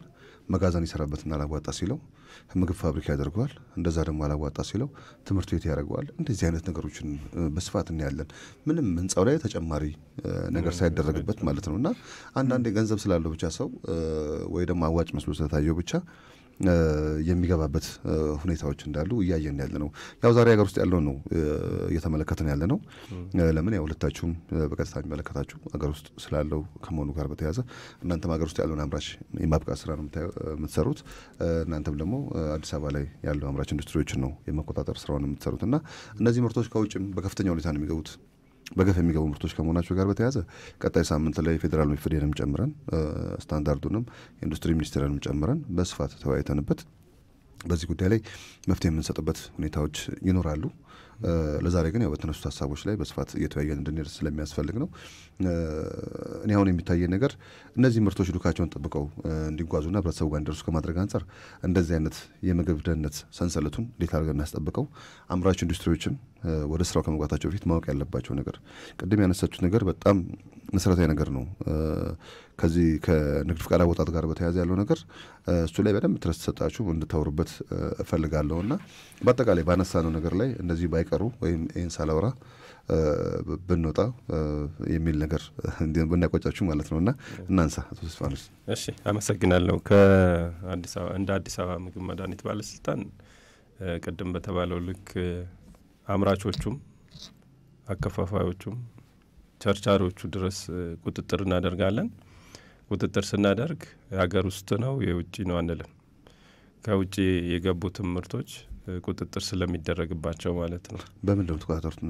እነሱ ከህገ ወጥም አሉ። በህገ ወጥ መልኩ የሚገቡ ከውጭ ማለት ሳይመዘገቡ ምግብ ሳይደረግላቸው አሉ። እናገኛለን። እንዴት ገቡ? ቤት በኩል የሚገቡት አሉ። በርካታ ምርት ይገኛል። ለዛውም ደግሞ ተቆጣጣሪው አካል ሳቃቸው ሳይመዘገቡ የሚመጡ አሉ። ይሄ ትልልቁ ዘይት ሁላ ታገኛለና እነዚህን ምርቶች ቁጥጥር ስናደርግ በሚገኙበት ሰዓት ከፌዴራሉም ጋር በመተባበር ከገበያ እንዲወጡ ህዝቡ እንዳይጠቀማቸው የምናደርግበት ሲስተም አለ። በህጋዊ መንገድ ከገባ ዱካውን ተከትሎ ምርቱን እንዲሰበስብ ይደረጋል። በህገ ወጥ ከገባ ግን ምን ያህል ገባ? ብዙ ባዛሮች ላይ የምናያቸው ነገሮች ስላሉ እኮ ነው። አሁን ብዙ ባዛሮች ላይ እንደዚህ አይነት ምርቶችን እናያለን። ምን እንደው ሲባል አይ ባዛር ነው ሳምፕል ነው ለማሳየት ነው ይባላል እንጂ ሲሸጡ ነው የምናየው እኛ። ቀደም አንስተዋል። አሁን ከከረሜላ ጋር ተያይዞ በጣም ከባድ የሆነው አሁን ላይ የተለመደም የመጣው በሻንጣ የገባ በቦርሳ የገባ እየተባለ የተለያየ ምርት እንደ ኳሊቲ ምርት አድርጎ ማሰብ አይነት ነገሮች ህብረተሰቡ ነው ማሰብ። ያ ምርት ለዛ ሀገር ብቻ ተፈቀደ ሊሆን ይችላል። ለኢትዮጵያ ያልተፈቀደ ምርት እንደ ግለሰብ ኮስሞቲክስን ጨምሮ ለኛ ቆዳ የማይሆኑ ምርቶች ሁሉ ይገባሉ። አሁን ከረሜላን ስለነካበኝ ነው። ኮስሞቲክስም በለው ለግል ጥቅም ይዘህ ልትገባ ትችላለህ ለራስህ። ግን በሻንጣ የገባ እየተባለ በየሱቁ እያስቸገረን ያለው ለቁጥጥር እያስቸገረን ያለውም አንዱ ተግዳሮት እሱ ነው። ቸኮሌትም በለው ከረሜላ የተለያዩ ምርቶች የሀገሪቱን የግብይት ሲስተምን እንትን የሚሉ አሉ። የመጠቀሚያ ጊዜ የላቸውም። የኛ የቁጥጥር ሂደት እንግዲህ ባለበት ደረጃ እየተቆጣጠረ ያለበት ሁኔታ አለ። ነገር ግን ምንም አይነት ገላጭ የሌላቸው የመጠቀሚያ ጊዜያቸው አይታወቅም። በምን መልኩ መያዝ እንዳለባቸው የሚገልጹት ነገር የለም። በሻንጣ የገባ እየተባለ ግለሰቦች በተለያየ ጊዜ ከውጭ ሆነው ይልካሉ። ግን አንተ ግለሰብ ነህ ይዘህ የምትመጣው። ግን የሆነ ሱቅ ነው የሚገቡት እነዚህ ምርቶች። በዛ መልኩ በህገ ወጥ የሚገቡ አሉ። ሌሎችም ደግሞ በተለያየ ፖርት በኩል የሚገቡም ህገ ወጥ የሆኑ ምርቶች አሉ። ከውጭ የገባውንም እንቆጣጠራለን። ሀገር ውስጥ የሚመረተውም የሚሸጠውም እንቆጣጠራለን። ስንቆጣጠር የምግብ ደህንነት ችግር እንዳይገጥመው ያ ምርት ከአያያዝ ካጠቃቀም አኳያ በሚጓዝበት ሰዓት ዳሜጅድ እንዳይሆን ቁጥጥር እናደርጋለን። ሆኖም ከተገኘ ደግሞ ከገበያ እንዲወጣ እንዲሰበሰብም ጭምር የምናደርግበት ሂደት ነው ያለው። በዚህ መልኩ ቁጥጥር እያደረግን ነው ያለውና የትኛው ምርት ከእርሻ እስከ ጉርሻ በተባለው ልክ ቁጥጥር መደረግ አለበት። ለምሳሌ ከእርሻ እስከ ጉርሻ ብንለው የለውዝን ምርት ብናይ ለውዝ በተፈጥሮ ሲመረት በጣም ተፈጥሮ ደረቅ በሆነ ከቨር ባለው እንትን ነው የሚመረተው ውሃ እንዳይገባው። ነገር ግን ከተፈለፈለ በኋላ ዋጋ እንዲጨምርላቸው ውሃ ይጨምሩበታልና ያ አንዱ አፍላቶክሲን ለዛ በርበሬ ላይ ደግሞ በዛት አለ። አሁን በርበሬ ላይ ውሃ የሚደረግበት ነገር እሱ እንደ ቀለም የሚታይ አይደለም። አሁን ቤታችን እንጀራ ሲደርቅ ወይ ደግሞ ሲሻግት ፍርፍር ይሆናል ብለው ይጠቀማሉ። እሱ በነገራችን ላይ አደገኛ ነው። ካንሰር ነው። ብዙ ሰው አይረዳውም። ሻጋታው መጥቶ ወደ ፍርፍር ምግብ ስርዓታችን ላይ የሚገባ ከሆነ የብዙ ቤት ችግር ስለሆነ ነው። እንጀራ ደረቀ ሻጋታ ፍርፍር አድርጉት ይባላል። ይሄ ነው ከምግብ ደህንነት አኳያ እነዚህ የሚገጥሙ ችግሮች አሉ። ከዛ ባሻገር ግን የሚሸጡበት ቦታ ላይ ነው እኛ ፎከስ ሆነን እንትን ምንለው። ወደ ቤት ከገባ በኋላ ኃላፊነቱ የቤቱ አስተዳዳሪ ኃላፊነት ነው። መልካም። ያው ለዛሬ ቆንጆ ሀሳብ ነው አንስተን የተወያየ ነው። በሀገር ውስጥ የሚመረቱ ምርቶችን ያው በስፋት ዛሬ የተመለከትነው የቸኮሌትና የከረሜላ ምርቶች ጥራትና ደህንነት ላይ ያሉ ምርቱ ከተመረተበት ጀምሮ ተጠቃሚዎች ላይ እስኪደርስ ድረስ መደረግ ያለበት ጥንቃቄዎችን ያው በስፋት አንስተናል። ኢንዱስትሪውን ከማብቃትም አንጻር መታየት ያለባቸው ነገሮች እንዲህ በቁጥር ወቅት ላይ የሚታዩ ችግሮችንም እንዴት ታርመው መሄድ አለባቸው የሚሉት ነገሮች ነው ዛሬ ያነሳ ነው። ሳምንት ግን በዚህ ሀሳብ ላይ ማህበራቱን ጋብዘን ነበር። አቶ ኤልያስ የጣፋጭ ኢንዱስትሪ አምራቾች ማህበር ፕሬዚዳንት ናቸውና እንደሚገኙ ነበር የነበረኝ መረጃ። ግን ተገኝተው ያለው ነገር በግልጽ መነጋገር ነው። ኢንዱስትሪዎች አካባቢ ያሉባቸውም ችግሮች ካሉ የእነሱንም ማንሳት ነው። ደረጃው ላይ ያለ ችግር ካለ እሱንም ማንሳት ነው። ኢንዱስትሪዎች አካባቢ ያለው ነገር ካለ በስፋት ተወያይተንበት ያለውን ችግር ዘግተን የተሻሉ ምርቶችን አምርተን የቤተሰቡን ጤንነትና ደህንነት ማስጠበቅ እንዳለብን ይሰማናል። ለዛሬው ግን በተነሱ ሀሳብ ላይ ለሰጣችሁት ምላሽ ከልብ ነው የምናመሰግነው። አቶ እስጢፋኖስ ጌታቸው በአዲስ አበባ ምግብና መድኃኒት ባለስልጣን የምግብና ጤና ነክ ተቋማት ቁጥጥር ዳይሬክተር፣ አቶ ብርሃኑ ረጋሳ የምግብና መጠጥ ኢንዱስትሪ ምርምር ልማት ማዕከል የስኳርና ጣፋጭ ምግቦች ፕሮሰሲንግ ዴስክ ኃላፊ፣ ለጊዜያችሁም ለሀሳባችሁም ከልብ ነው የምናመሰግነው። ከዝግጅቱ ጋር አብራችሁ የነበርኩት አምደ ወርቅ ንጉስ የነበርኩኝ። በቴክኒኩ ነጻነት ኪዳኔ፣ የእናንተ ዲስትሪክተሮች ወደኛ መምጣት ሰላም ጌታቸው፣ አብረን ቆየን። የሳምንት ሰው ይበለን።